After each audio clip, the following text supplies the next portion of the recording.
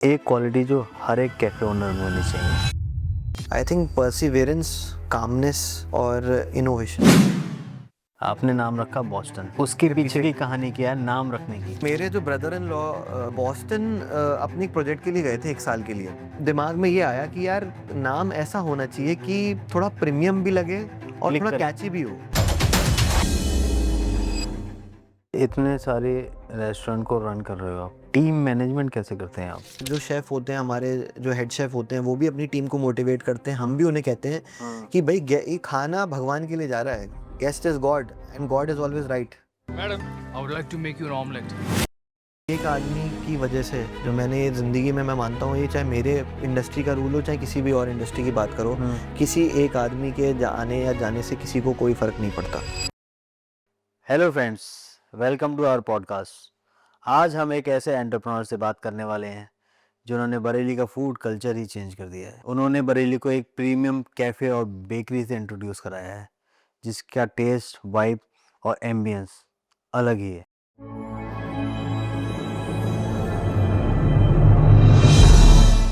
Welcome to our podcast. Thank you for having me Piyush.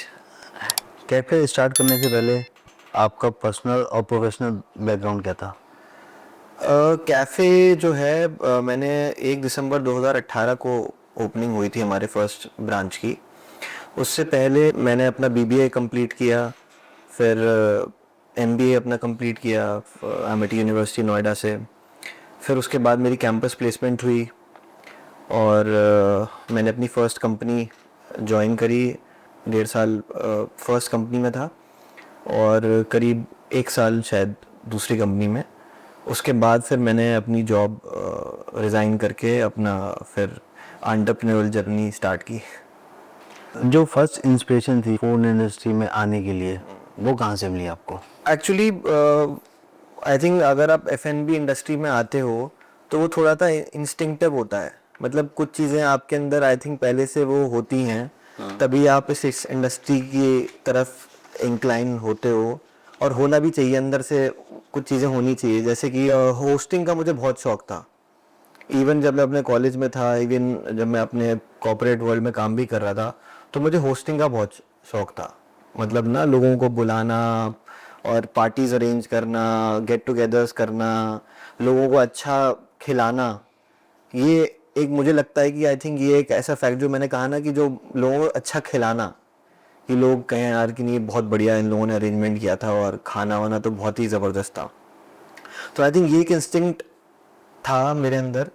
तभी I think मेरा inclination जो है वो फूड एंड बेवरेज इंडस्ट्री की तरफ गया। तो ये आइडिया आपको यहाँ से आया मतलब? हाँ, मतलब खाने का शौक खुद को भी और खिलाने का भी।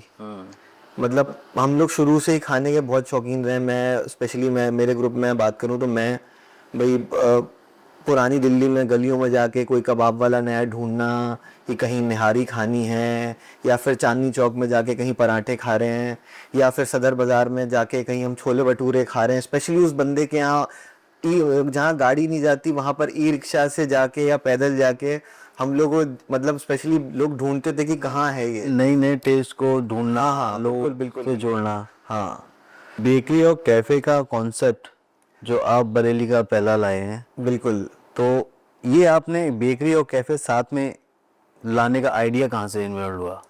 आई थिंक मैं नोएडा में, जब मैं I think around 8 to 10 years Noida में मैं रहा हूँ during my while pursuing my education. और फिर जब जॉब भी कर रहा था मैं, तो 8-10 साल में नोएडा में कंप्लीट रहा हूँ। तो वहाँ पर एक बेकरी है, तो मैं उससे बहुत इंस्पायर हुआ था।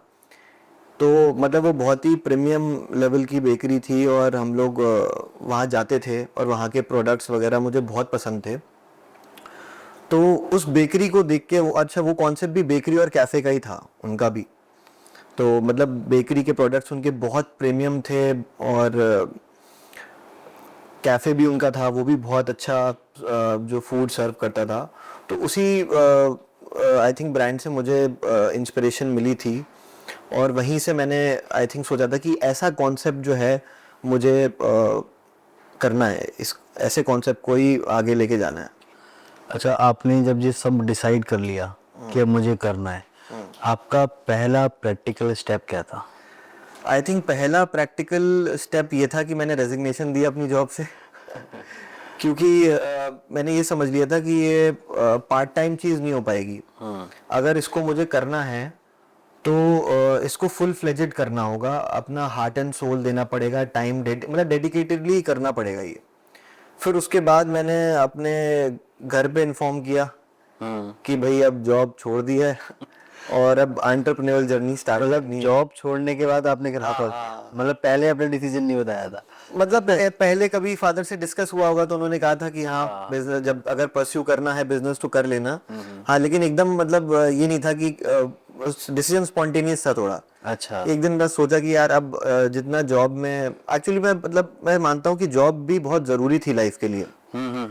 आई थिंक जॉब करना भी आपको कहीं ना कहीं जो है प्रोग्रेसिव ही बनाता है। आपको एनवायरनमेंट के और डायमेंशंस के बारे में, आप अपना ब्रेड एंड बटर खुद अर्न कर रहे हो, अपनी सैलरी से चीजें खरीद रहे हो, फिर आप एक टीम के साथ मिलके काम कर रहे हो और एक टीम लीडर के अंडर काम कर रहे हो।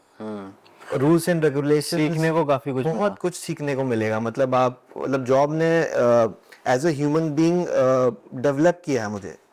मतलब एंटरप्रेन्योरल जर्नी में जॉब का रोल बहुत इम्पोर्टेंट था। आइडिया से लेके एजुकेशन तक का जो जर्नी होता है, मतलब एक आइडिया आया और फिर आपने उसको एग्जीक्यूट किया, तो इस प्रोसेस में सबसे चैलेंजिंग फेस आपको क्या लगा? आई थिंक मेरे हिसाब से मतलब अगर मैं 2-3 फेजेस में इस चीज को डिवाइड करूं, जैसे आइडिया जनरेशन। आपने आइडिया जनरेट कर लिया, आपने सोचा कि हाँ मुझे अब एक बेकरी और कैफे करना है, पर कैसे, मतलब उसके स्टेप्स क्या हैं, कहाँ से आप स्टार्ट करोगे? गूगल पे पढ़ते हो आप, जहाँ भी आपको डेटा अवेलेबल होता है आप उसके बारे में पढ़ते हो, आप लोगों से पूछते हो, आपको स्टार्ट कहाँ से करना है। तो मतलब स्टार्ट करना ही अपने आप में बहुत बड़ा चैलेंज है कि भाई मैं किस चीज को पकड़ूं तो फिर ये मेरी जर्नी स्टार्ट हो, या मतलब मैं एग्जीक्यूट कैसे करूं। और लोग कंफ्यूज भी बहुत होते हैं जब भी कोई मतलब जॉब के बाद बिजनेस करना चाहते हैं, अपना पैशन ढूंढना चाह रहे होते हैं, तो उसको फिल्टर करना सबसे चैलेंजिंग होता है। बहुत। तो मेरे लिए तो सबसे इम्पोर्टेंट, मतलब पहले तो मेरे मन में जब मैंने ये अपनी जर्नी स्टार्ट की थी तो मैंने ये सोचा ही नहीं था कि मैं अपना ब्रांड बनाऊंगा। मतलब मजाक की बात यह है कि पहले मैंने फ्रेंचाइजीज को कांटेक्ट किया, क्योंकि भाई अपना ब्रांड बनाना बहुत बड़ा चैलेंज है ये। मतलब पहले सोचा था कि भाई सबसे फर्स्ट स्टेप क्या है, आप सोचते हो कि कोई फूड, यार फ्रेंचाइजी ले लेते हैं किसी की, तो जैसे सबके दिमाग में आता है वैसे मेरे दिमाग में भी ये आया कि यार फ्रेंचाइजी ढूंढते हैं कोई बढ़िया सी। और तो फिर मैं फ्रेंचाइजीज हंट पे निकल गया। फ्रेंचाइजीज में भी बहुत अलग अलग, बिक्री और कैफे का तो मैंने बाद में सोचा था थोड़ा। पहले तो मैं सोचा था कि बस फूड एंड बेवरेज इंडस्ट्री में घुसना है, कोई अच्छा ब्रांड, कोई शेक्स का कोई अच्छा ब्रांड हो, या फिर कोई बेकरी का अच्छा ब्रांड हो, या फिर कोई प्रोडक्ट स्पेसिफिक जैसे बर्गर का कोई ब्रांड हो, बर्गर जॉइंट हो या पिज्जा जॉइंट हो। तो ऐसे में बहुत ब्रांड्स और फ्रेंचाइजीज को मैंने मतलब ब्रेनस्टॉर्मिंग करके शॉर्टलिस्ट किया। फिर उनकी जो टीम होती है, फ्रेंचाइजी टीम होती है, ओनर्स होते हैं ब्रांड के, उनसे मिला, फिर उनसे उनके ब्रांड के बारे में समझा, फिर पूरी इकोनॉमिक्स की भाई कितना पैसा लगेगा, फिर आप पीएनएल बनवाओगे उनसे कि भाई कब प्रॉफिट आना शुरू होगा। उन लोगों के पास वो पूरी वर्किंग करके रखते हैं अपनी, तो उनके पास उनका पूरा डेटा होता है, पूरा फाइनेंस का जो है, जो भी इकोनॉमिक्स होती है वो आपको बताएंगे ऐसे ऐसे करके कि ऐसे। तो मैंने अपना बहुत टाइम वेस्ट तो नहीं कहूँगा, लेकिन बहुत टाइम मैंने इस चीज़ को दिया कि रिसर्च में कह सकते हाँ, तो मैंने बहुत टाइम दिया कि मैं फ्रेंचाइजीज ढूंढता रहा और उनके बारे में समझता रहा। फिर उसके साथ ही साथ जब मैंने फ्रेंचाइजीज देखी तो मैं जगह भी देखने लग गया। अच्छा, मैंने पहले अपना डिसीजन जो है वो ये लिया था कि मैं नोएडा में करूँगा। अच्छा अच्छा। हाँ, क्योंकि और आप देखो इवेंचुअली बरेली में हम। हाँ, तो क्योंकि मैं नोएडा 10 साल से रह रहा था, तो वहाँ का कल्चर, कैफे कल्चर, और अब आज एक जगह आप 10 साल से रह रहे होते हो तो आप कोशिश करते हो कि आप वहीं रहो। वापस अपने होम टाउन जाना एक इजी डिसीजन कभी भी नहीं होता किसी के लिए। तो नोएडा से आपने स्टार्ट करने का सोचा? हाँ, मैंने नोएडा में डिफरेंट लोकेशंस को शॉर्टलिस्ट करके, रेंट वगैरह कितना है क्या है, जाके खुद ही देखने लग गया और जगह शॉर्टलिस्ट करने लग गया। बहुत समय इसमें निकल गया और मैंने जॉब भी अपनी छोड़ रखी थी उस समय। तो फिर लेकिन फिर काफी दिन हो गए और कुछ फाइनलाइज नहीं हो पा रहा था कि हाँ मतलब मन अंदर से ये फीलिंग नहीं आ रही थी कि हाँ यही फ्रेंचाइजी, मुझे इसको ही परस्यू करना है और इसी को फाइनलाइज करना है और ये जगह है। तो कई दिन बीत गए इसी चीज में। फिर उसके बाद क्या हुआ कि मैं ऐसे ही, फिर मैंने कहा यार अभी कुछ समझ में नहीं आ रहा, तो मैं ऐसे ही घर चला गया, कुछ दिन के लिए बरेली आ गया। तो मैं बरेली आ गया तो फिर मैंने अपने फादर को बताया कि क्या प्रोग्रेस रही, क्या रिसर्च हुई, ये सब चीजें। आपने बताया कि प्लानिंग, हाँ। लोकेशन, क्या सेटअप करना है, हाँ सारा डिस्कस किया होगा। हाँ बिल्कुल, उनको सब कुछ बताया। और फिर मैं फिर उन्होंने मुझे ऐसे एक दिन सजेशन दिया ऐसे ही कि यार ठीक है, तुम्हें नोएडा में करना है, करो, बढ़िया है, लेकिन बरेली की तरफ क्यों नहीं देखते हो? मतलब अगर तुम्हें ये अपना काम करना है तो बरेली में भी बहुत स्कोप है। तो तब मुझे उनकी बात बहुत ज्यादा, मैंने उस बात पर ध्यान नहीं दिया। मैंने कहा हाँ हाँ देखूंगा और मैं कुछ दिन बाद घर पे रह के अपना नोएडा वापस चला गया। तो जब मुझे लग गया कि यार फ्रेंचाइजीज से तो काम नहीं बन रहा है, मतलब मुझे ऐसा फील हुआ, आई मे बी रॉन्ग, कि फ्रेंचाइजीज मतलब इतना लॉन्ग टर्म में बिजनेस नहीं है।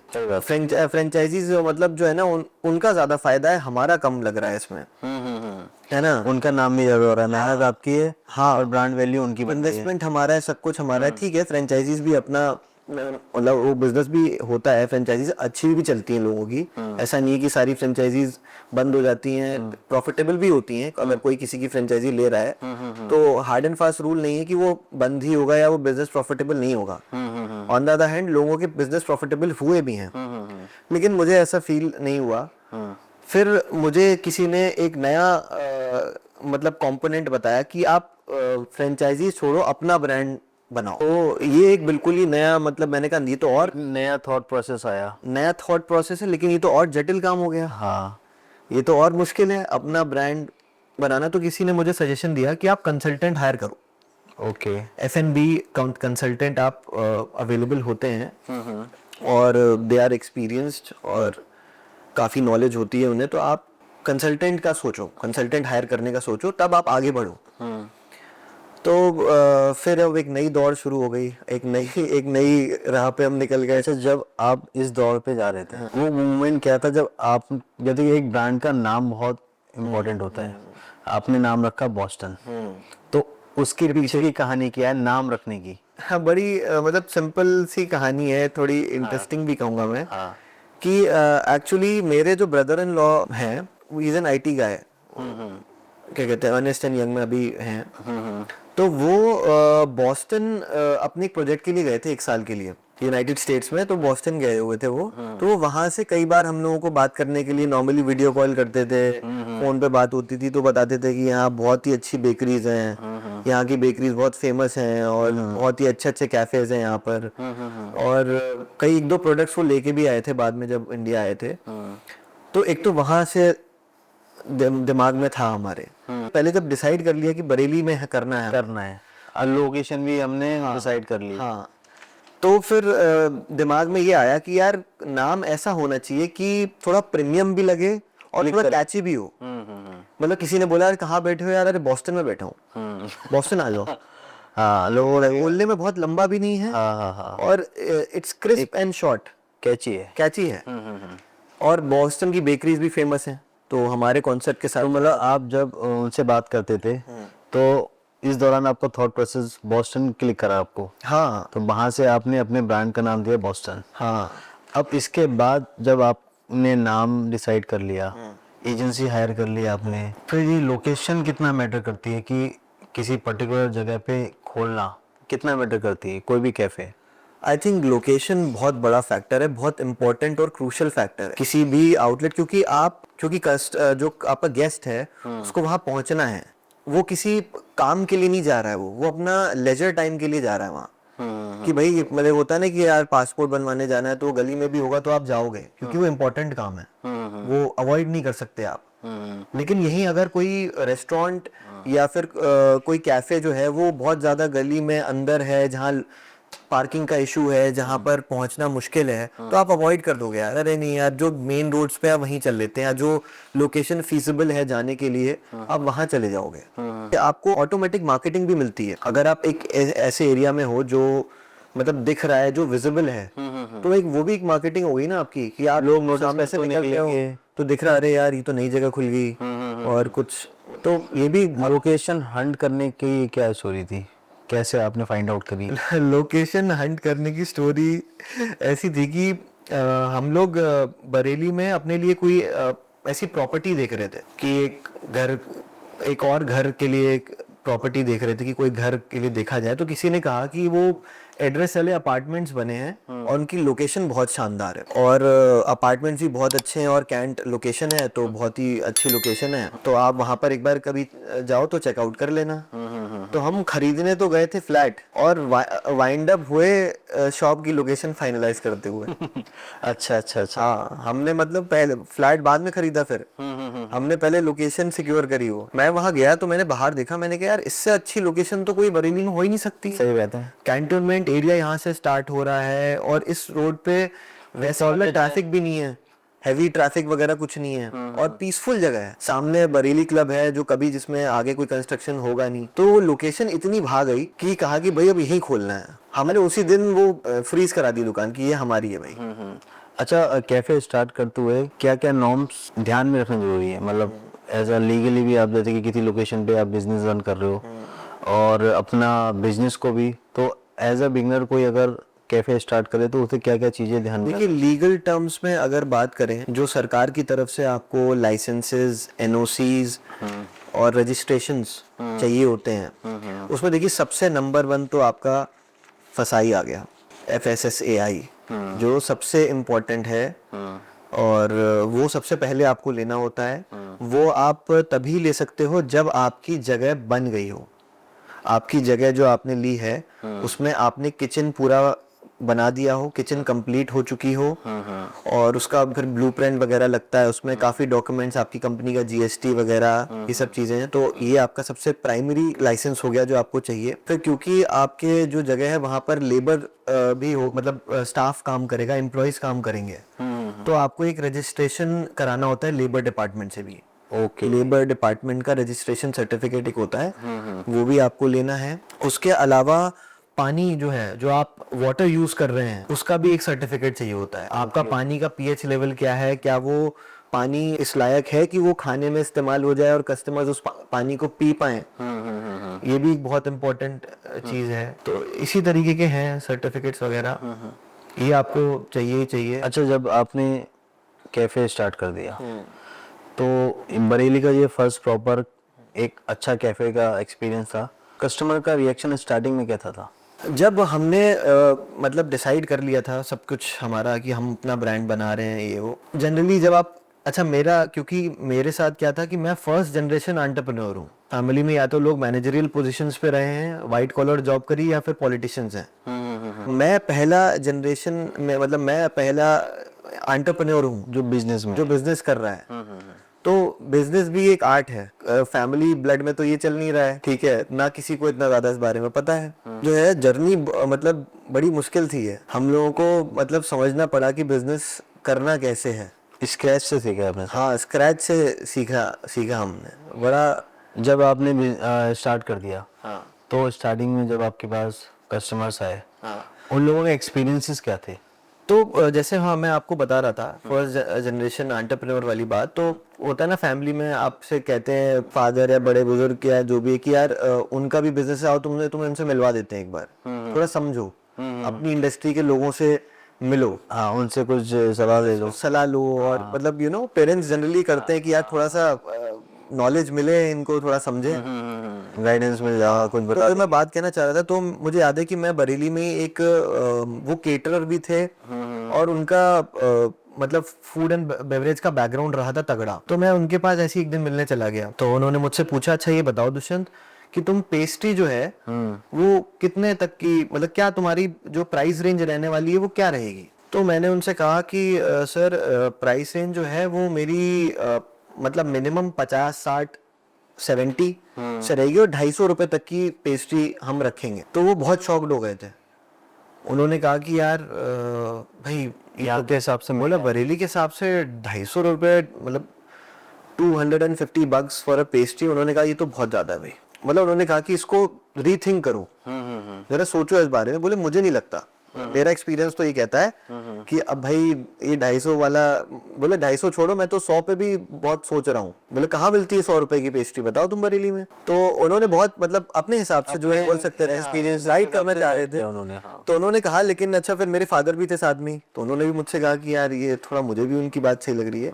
लेकिन मैंने कहा बरेली में एक्सपोजर की कमी नहीं है। बरेली एक ऐसा शहर है जो दिल्ली और लखनऊ के बीच का है, तो यहाँ से लोग एनसीआर बहुत जाते हैं। भाई मैं खुद पढ़ने गया, नौकरी करी वहाँ, तो हमें भी एक्सपोजर मिला। जब बाहर गए तब पता चला कि नहीं भाई 500 रुपए की बेइज्जती भी होती है, केक जो है इतना महंगे महंगे भी आते हैं। तो मैंने मतलब अपने फादर को थोड़ा कन्विंस किया। मैंने कहा नहीं, हम सही ट्रैक पे हैं और हम बरेली को कुछ नया देने जा रहे हैं ना, हमें तो कुछ अलग करना है। अगर वही 40-50-100 रुपए तक की 50 रुपए की पेस्ट्री बनानी थी तो फिर हम खुले क्यों हैं, हम क्यों अपना ब्रांड लेके आ रहे हैं। हमें तो बरेली में लोगों को सर्व करना है एक नई चीज, नए प्रोडक्ट्स, यू नो। अच्छा, लोगों को कितना टाइम लगा इस चीज को एक्सेप्ट करने में? हाँ, तो मतलब जो आपका क्वेश्चन था कि रिस्पांस कैसा था, ये आपका क्वेश्चन था ना। तो रिस्पांस बहुत ही शानदार था। मतलब लोगों को एक बार भी मैंने नहीं देखा किसी ने कि ये बोला हो कि ये आपकी पेस्ट्री तो बहुत महंगी है। आई थिंक खाने के बाद आदमी ने मतलब उस जगह उसका ध्यान ही नहीं गया होगा, उसने ये सोचा ये तो मिल रही है, बहुत बड़ी बात है।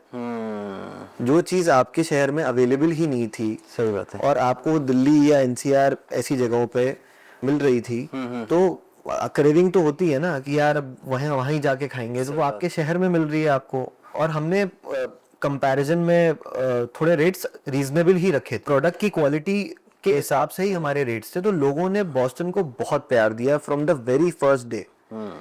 अच्छा, मतलब हम लोगों की हालत खराब हो गई थी कि इतने लोग आ रहे हैं, इतने गेस्ट आ रहे हैं, हम डील कैसे करेंगे। और नया स्टार्टिंग हमें बिजनेस मतलब ठीक है, हमने थोड़ी नॉलेज ली थी, लेकिन जो प्रैक्टिकल चीज होती है ना, कि जब आपके सामने 10 गेस्ट खड़े हैं, एक आदमी कह रहा है ये पैक कर दो, एक आदमी कह रहा है ये पैक कर दो, एक आदमी कह रहा है ये चीज ले आओ, एक आदमी कुछ स्पून मांग रहा है, एक आदमी टिश्यू मांग रहा है, एक आदमी कह रहा है मेरा बिल दे दो, तो आप 10 जगह आपका माइंड भाग रहा है। हाँ मतलब, और आप तो प्रिपेयर्ड नहीं हो ना यार, क्योंकि आप इस इंडस्ट्री से हो नहीं। ठीक है, आपको थोड़ी सी थ्योरेटिकल नॉलेज मिल गई थी, लेकिन प्रैक्टिकल नॉलेज तो थी नहीं। मतलब गलतियां भी बहुत हुई हैं शुरू में, मतलब सीखा है हम लोगों ने बहुत। अच्छा, एज अ बिगनर आपने स्टार्ट किया, रिस्पांस भी अच्छा आया, और उसके तुरंत बाद कोविड आ गया।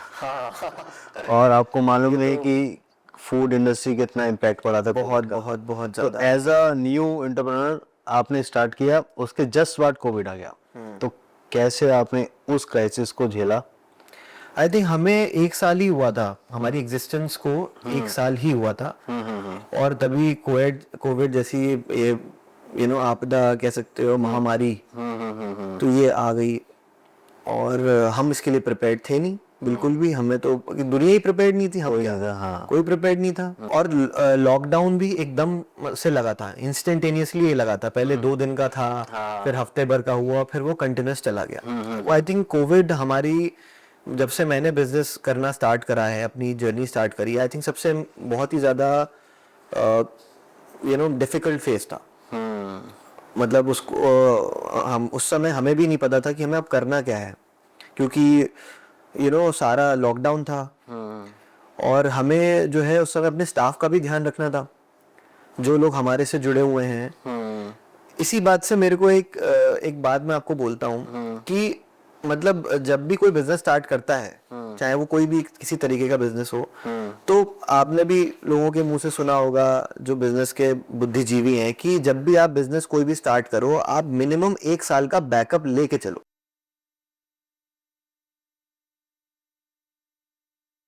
5 महीने, 6 महीने, 8 महीने, 1 मंथ के बाद हम देखते हैं कि वो बंद भी हो रहे हैं। तो ये बहुत इम्पोर्टेंट है ये। मतलब आप अगर कोई बिजनेस खोल रहे हो, तो आप ये मान के चलो कि वो कुछ टाइम नहीं चलेगा, कुछ टाइम आपको जो रेवेन्यू नहीं जनरेट होगा। कम से कम 1 साल का रनिंग बैकअप लेके चलना चाहिए। मतलब minimum I think 6 to 8 months, और मतलब 1 साल विल बी अ कंफर्टेबल।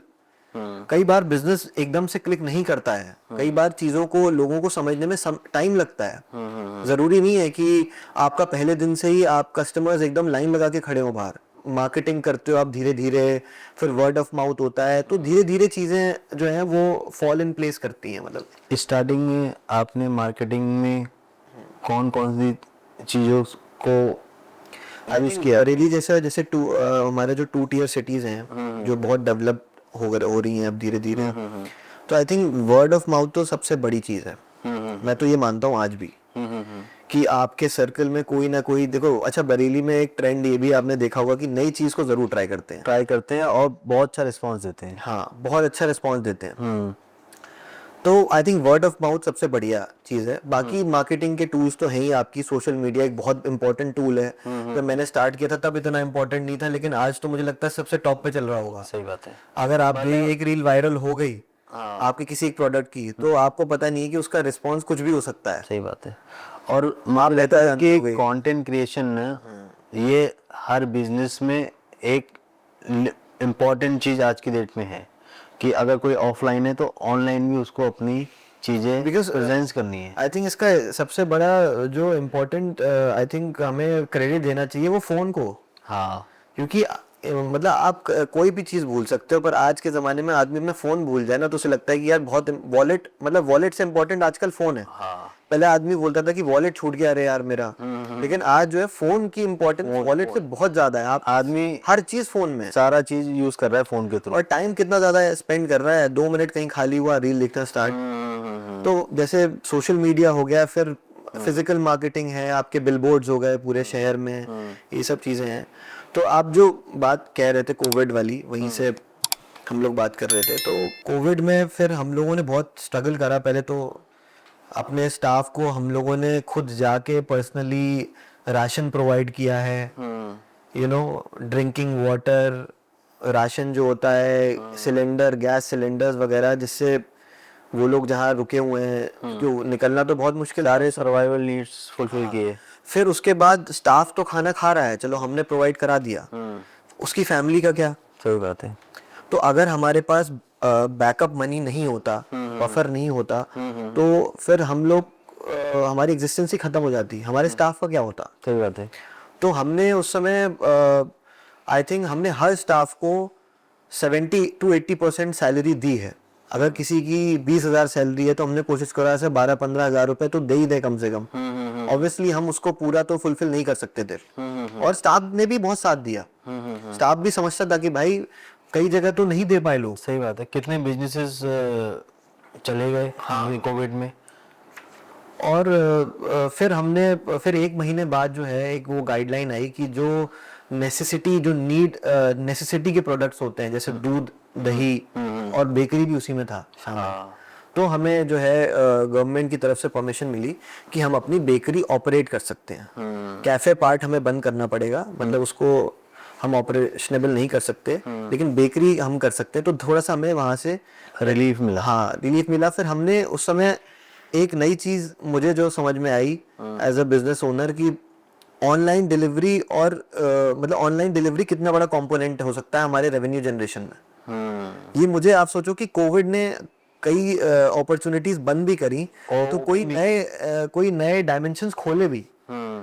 जैसे हमारे डिलीवरी को कभी इतना इंपॉर्टेंस नहीं देता था कि डिलीवरी करो या स्विगी जोमेटो पे आप एनरोल करो, जो भी ऑनलाइन प्लेटफॉर्म्स अवेलेबल हैं और भी हैं। ये जो ऑनलाइन प्लेटफॉर्म्स हैं, इसमें मैं देखता हूँ कि आजकल जैसे चल रहा है, राघव चड्ढा जी ने एक मुहिम चला रखी है कि ये डिलीवरी पार्टनर्स के साथ बहुत गलत हो रहा है और टाइम पे पहुंचाना होता है इनको। अब कोई डिलीवरी, इनके नॉर्म्स होता है कि डिलीवरी करो आधे घंटे में या 20 मिनट में, जो भी टाइमलाइन होती है। और आपके कैफे में कोई ऐसा फूड ऑर्डर हुआ है जिसको बनाने में आधे घंटे से ऊपर लग रहा है, तो आप इस चीज़ को कैसे मैनेज करते हो?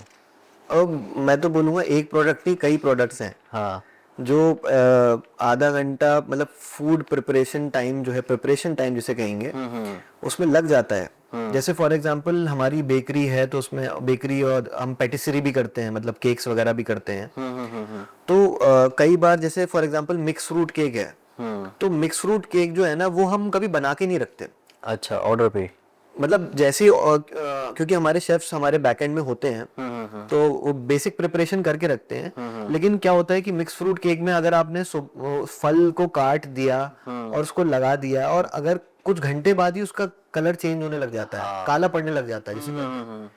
तो इसीलिए हम लोग जैसे मिक्स फ्रूट केक के लिए कभी भी हम उसे बना के नहीं रखते थे। एक या दो अपनी शेल्फ में रखे, काउंटर में रखे, बिक गए। उसके बाद ऑनलाइन में हम हमेशा कोशिश करते थे कि हमें फ्रेश ही देना है। तो राइडर्स बड़ा उसमें फ्यूरियस हो जाते थे कि अरे भैया ये उनके ऊपर भी प्रेशर है, हाँ, रेस्टोरेंट वाले पे भी प्रेशर है, उधर कस्टमर भी कह रहा है कितनी देर में आएगा ऑर्डर। बट हम कोशिश उसमें थोड़ा राइडर्स के पर्सपेक्टिव से सोचते, तो हम कहते थे लाओ अच्छा कस्टमर से हम बात कर लेते हैं। तो हमारे पास भी कस्टमर्स की कई बार डिटेल आ जाती हैं जो हमारे सॉफ्टवेयर होते हैं जो जोमेटो की तरफ से या स्विगी की तरफ से प्रोवाइडेड होते हैं। तो हम वहां से कोशिश करते हैं, राइडर से कहते थे तुम बात करा दो यार।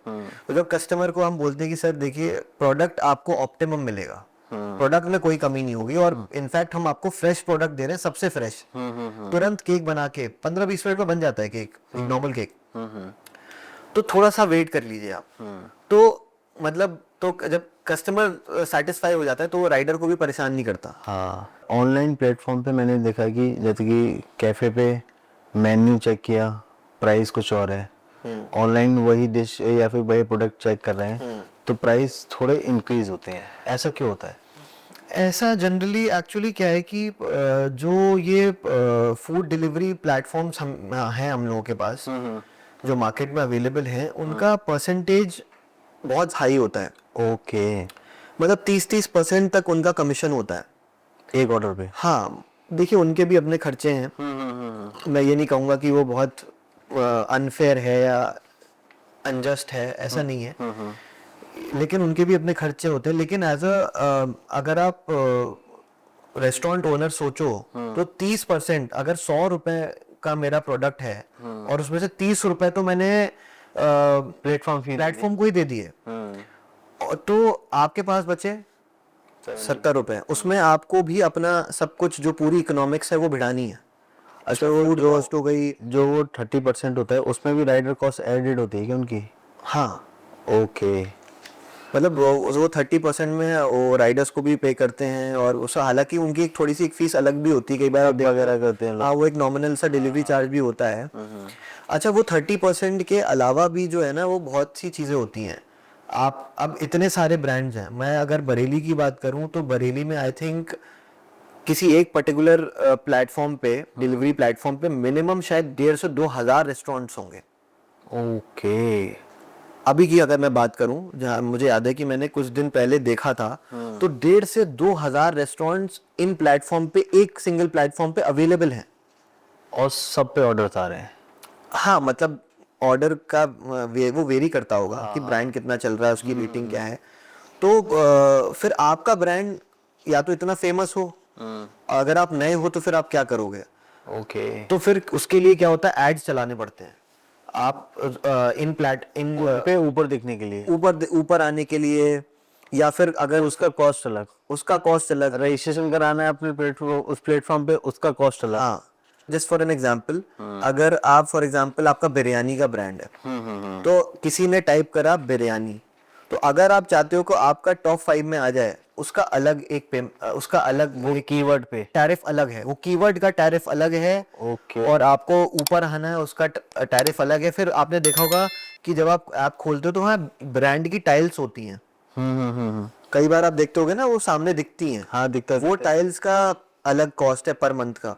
ओके, फिर आप जब भी ये ऐप्स खोलते होगे देखते होगे कि इस ब्रांड पे 50% ऑफ, इस ब्रांड पे कोई कूपन चल रहा है? हाँ कूपन चल रहा है, तो वो डिस्काउंट्स अलग देने होते हैं। ओके, तो मुझे लगता है ये काफी बड़ा ट्रिगेज बना दिया है। इसलिए रेस्टोरेंट्स ओनर्स को उनकी मजबूरी होती है कि वो जो रेस्टोरेंट में उनका मेन्यू का प्राइस है उससे थोड़ा बहुत, मतलब मैं ये तो नहीं बोलूंगा बहुत ज्यादा बढ़ाना चाहिए, 10% 20% कोशिश करनी चाहिए हमने कि हम दोनों प्राइसेस को सेम रखें। लेकिन अगर कभी उनको अगर लेकिन प्रॉफिटेबल करना है, और तो इसलिए कभी कभी करना पड़ता है कि 5-10% प्राइस मैक्सिमम वो बढ़ा देते हैं। अच्छा, जो फाइन डाइन होती है और ऑनलाइन ऑर्डर से एज अ बिगनर कोई स्टार्ट करता है तो वो किस पे ज्यादा रिलाई होना चाहिए? देखिए, दोनों का ही कॉम्बिनेशन लेके चलना चाहिए। आप सबसे पहले तो आई थिंक जब आप स्टार्ट कर रहे हो तो आप सबसे पहले तो अपने डाइनिंग पे फोकस करो। ठीक है ना, आप ग्रेजुअली जो है अपने ऑनलाइन प्लेटफॉर्म्स पे आओ, आपकी किचन जो है रेडी हो गई है कि हाँ वो अच्छे से जो है आपके डाइनिंग कस्टमर्स को केटर कर रही है, कोई इशू नहीं आ रहे, ऑर्डर डिलेज नहीं हो रहे, तो जब आपका वो काम परफेक्ट हो गया है उसके बाद आप जो है ऑनलाइन प्लेटफॉर्म पे अपनी अपने विजिबिलिटी करो आप। बरेली में आपने पहला प्रीमियम कैफे इंट्रोड्यूस कराया, बॉस्टन कैफे और कैफे से क्या डिफरेंट है उसमें? I think number 1 is the आपका कॉन्सेप्ट क्या है।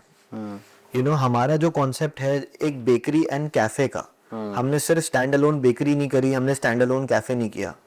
हमने क्यों बेकरी और कैफे के कॉन्सेप्ट को करा, तो मतलब उसके पीछे भी दिमाग हमने लगाया कि कस्टमर जो है, फॉर एग्जांपल आप आए हो तो आप पेस्ट्री भी खा सकते हो, आप सेवरीज भी खा सकते हो, पैटीज भी खा सकते हो, फिर आपके पास ऑप्शन है कि आप कैफे भी एंजॉय कर सकते हो।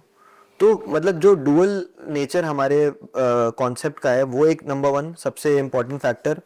भाई आपने खाना वाना खा लिया, अब आपका मन कर रहा है एक डोनट खा लेते हैं। फिर दूसरा क्या था कि बच्चे आपके साथ हैं, तो कई जगह होती है ना यार, बच्चे कहते हैं यार अब हम मतलब आप फाइन डाइन रेस्टोरेंट में चले गए, बच्चे वहां पर अब शोर मचा रहे हैं कि हमें कुछ नहीं मिल रहा, उन्हें भी कुछ चाहिए होता है ना, फिर आदमी कुछ कभी कुछ फ्राइज ले लेता है, कुछ सोचना पड़ता है बहुत। तो हमारे यहाँ बड़ी एक अच्छी चीज है, मतलब एक जो मैं कहूँगा यूएसपी है कि हम हर एज ग्रुप के गेस्ट को टारगेट करते हैं। ओके। हर मैंने मतलब बॉस्टन की सबसे अच्छी चीज ही मैंने देखी कि मैंने यहाँ देखा है कि हर एज ग्रुप का गेस्ट है हमारे पास। हमारे पास बच्चे हैं छोटे, वो आते ही पेस्ट्री काउंटर के पास चिपक जाते हैं एकदम, मम्मी ये वाली पेस्ट्री चाहिए, ये वाला केक चाहिए, ये वाला डोनट चाहिए। फिर आपके टीनेजर्स हो गए जो है ना शेक्स बहुत पसंद करते हैं। उसके बाद आपके मिड 30s हो गए, मिड 40s हो गए, मिड 50s हो गए, इवन लेट 60s भी, सबके लिए हमारे पास कुछ ना कुछ जरूर है।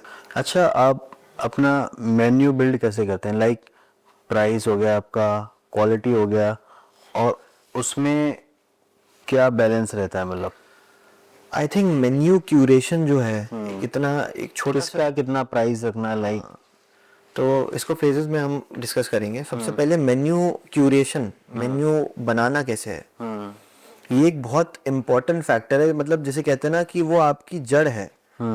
एक रेस्टोरेंट में कोई घुसता है, ठीक है, वो आपका एम्बियंस देखता है, आपकी लोकेशन देखता है, सब चीजें देखता है, लेकिन सबसे पहले उसके फिजिकली उसके हाथ में क्या आता है? मेन्यू। मेन्यू जो ब्रांड को रिप्रेजेंट कर रहा है। आपका मेन्यू आपके बारे में सब चीज बताएगा, ठीक है। तो मेन्यू क्यूरेशन सबसे क्रूशियल पार्ट है जिसपे हमें सबसे ज्यादा फोकस करना चाहिए। मैं जैसे फॉर एग्जांपल मेन्यू मैं खुद ही अपने क्यूरेट करता हूँ और चेंजेस करता हूँ वगैरह, सब खुद ही करता हूँ। मतलब बहुत बहुत सारे फैक्टर्स है मेन्यू में। एक तो मेन्यू में आपको डिशेस क्या रखनी है, इसके लिए अच्छा जैसे क्या होता है ना कि जब आप अपना कोई ब्रांड खोल रहे होते हो या आप कुछ स्टार्ट कर रहे होते हो, तो आप शेफ से, जो आपके हेड शेफ होते हैं, आप उनसे कहते हो कि यार मेन्यू में ना भैया ये भी डाल देना, मुझे वहाँ का बटर चिकन बहुत पसंद है, तो यार वो बटर चिकन भी डाल देना, ऐसा भी कर देना, वैसा भी कर देना। मतलब कुछ इच्छाएं होती है ना कि यार ये सब करो आप भी, कि कुछ चीजें जो आपको दूसरी जगह पसंद होती हैं। मेरा पहले भी, मैं भी क्योंकि नया था तो मेरा भी ये बच्चों वाली चीज थी मेरे अंदर कि ये भी डाल दो, वो भी डाल दो, ये भी कर देते हैं, वो भी कर देते हैं, सब चीजें डाल दो आप मेन्यू में। But over a period of time मुझे समझ में आया कि ऐसा नहीं करना चाहिए। ओके। आपको आप ठीक है, आप अपने जो कॉन्सेप्ट है उसके हिसाब से थोड़ा आप आइडिया लो, सर्वे भी कर सकते हो आप इसके लिए, मेन्यू के लिए। हम भी कई बार करते हैं अपने गेस्ट से, जो है एक फॉर्म भरवाते हैं कि क्या चीज़ आपको यहाँ अच्छी नहीं लगती है और क्या चीज़ आप चाहते हो कि यहाँ ऐड हो जाए। फीडबैक। हाँ, तो जब हम मेन्यू नया क्यूरेट कर रहे होते हैं, स्पेशली हम तब ये काम जरूर करते हैं। तो मेन्यू बनाते समय आपके शेफ के साथ कोऑर्डिनेशन बहुत जरूरी है। पता चला आपने तो मेन्यू बना दिया, उसमें आपने 10-20 नए आइटम डाल दिए, पर क्या आपकी किचन केपेबल है वो चीज डिलीवर करने के लिए? क्या आपकी किचन में इतना स्पेस है? क्या आपके पास वो इक्विपमेंट्स हैं? क्या आपके शेफ्स के पास उतना एक्सपोजर है, इतना एक्सपीरियंस है, उतनी नॉलेज है कि वो उस चीज को डिलीवर कर पाए? इसलिए बहुत इंपॉर्टेंट है कि आप अपने शेफ के साथ बैठ के अपना मेन्यू बनाएं। फिर उसमें फिर क्या होता है, जब आप नया मेन्यू बना रहे होते हैं, नई डिशेस ऐड कर रहे होते हैं, आपको एक तो अपने डेटा को देखना पड़ता है। आप ये देखते हो कि कौन सी डिशेस मेरी सबसे कम परफॉर्मिंग है, कितने ऑर्डर कम आ रहे हैं। हाँ, किसके ऑर्डर्स कम आ रहे हैं, क्योंकि भाई अगर आपने मेन्यू में 10 आइटम में डाले, 20 आइटम डाले, तो उसका बैकअप आपके पास होना चाहिए ना। वो सामान आपके पास किचन में होना चाहिए। आप नॉट अवेलेबल तो कर नहीं सकते, वो एक बैड इंप्रेशन क्रिएट करेगा। तो जो चीज़ें आपकी नहीं चल रही है उन्हें आपको हटाना है। जो चीज़ें आपकी कस्टमर्स डिमांड कर रहे हैं या फिर जो चीज़ें ट्रेंडिंग हैं, जो आप देख रहे हो कि यार ये चीज़ ट्रेंडिंग है और बहुत ज़्यादा सोशल मीडिया पर भी वायरल है, और तो उन्हें भी ट्रेंडिंग फूड्स में आजकल क्या क्या मतलब ट्रेंड में आप मतलब बता सकते हैं। आजकल ट्रेंडिंग में कोरियन फूड बहुत है। Okay Korean food is in like anything. Okay. Korean burgers हो गया, कोरियन और भी कोरियन डेलिकेसीज हैं। तो ये वहाँ का फूड क्या स्पाइसी है क्या। जरूर मिक्स होता है। Okay. थोड़ा स्वीटर साइड भी होता है, थोड़ा स्पाइसी भी होता है। तो हम इंडियंस को तो स्पाइसी और मसाला ही खाने को मजा आता है। हाँ, बट तो कोरियन फूड को जब इंट्रोड्यूस किया जाता है तो कैसे मैनेज किया जाता है, टेस्ट डेवलप के लिए थे लोग आते हैं। देखिए, आपको पहले तो अपने एंड पे सारा काम करना है। पहले आपको रेसिपीज खुद डेवलप करनी है और उनको खुद आपको ट्रायल करना है। जैसे फॉर एग्जांपल मेन्यू की बात चल रही थी, तो हम फॉर एग्जांपल हमने ये एक मेन्यू का ड्राफ्ट बना लिया। हमने ये देख लिया कि अब हमें ये चीज़ें हम लगता है कि हमें अपने मेन्यू में इंट्रोड्यूस करनी चाहिए। तो हमारा फर्स्ट स्टेप क्या होता है कि हम उसका ट्रायल करवाते हैं। ट्रायल बहुत इंपॉर्टेंट प्रोसेस होता है। हम ट्रायल के समय पे एक रेसिपी बुक होती है हमारे पास। हम उस रेसिपी बुक में जब ट्रायल होता है तो हम एक एक चीज़ नोट करते हैं कि हमने इसमें गरम मसाला क्या 1 ग्राम डाला, या इसमें हमने लेट्यूस कितना डाला, 1 लीफ डाली, या एक चीज़ का स्लाइस यूज़ किया हमने। तो वो पूरी रेसिपी बुक बनती है, उसमें एक एक चीज़ नोट होती है। फिर जब ट्रायल फाइनल हो गया, फॉर एग्जांपल मैंने ट्रायल किया किसी चीज़ का, मुझे पहली बार नहीं पसंद आया, फिर मैंने उस रेसिपी में कुछ चेंजेस करे। फिर जब वो रेसिपी फाइनल हो जाती है तो फिर वही हमारी रेसिपी आगे फॉलो होती है।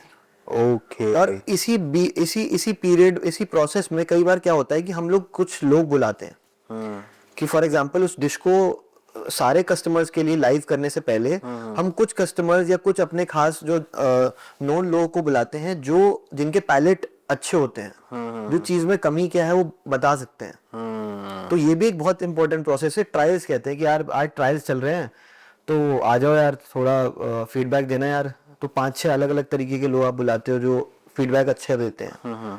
तो ये आजकल ट्रायल्स वगैरह चल रहे हैं नहीं चल रहे। हाँ, ट्रायल्स तो हम मतलब एक बहुत ही, देखो R&D ना हमारे इंडस्ट्री का बहुत इम्पोर्टेंट पार्ट है, इम्पोर्टेंट फैक्टर है। आप एक ही मतलब मुझे याद है कि शायद बॉस्टन 2018 1 दिसंबर को खुला था, तब से I think 10 bar menu change हो चुका है, या हो सकता है 15 बार हो गया हो।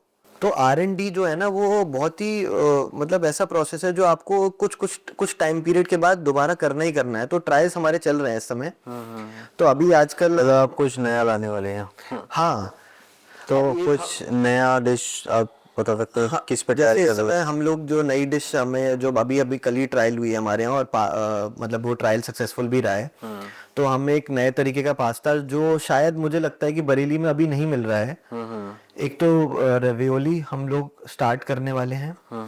और स्टफ्ड पास्ता होता है, उस पास्ता के अंदर फिलिंग होती है किसी न किसी चीज की। और एक हम शेल पास्ता इंट्रोड्यूस कर रहे हैं।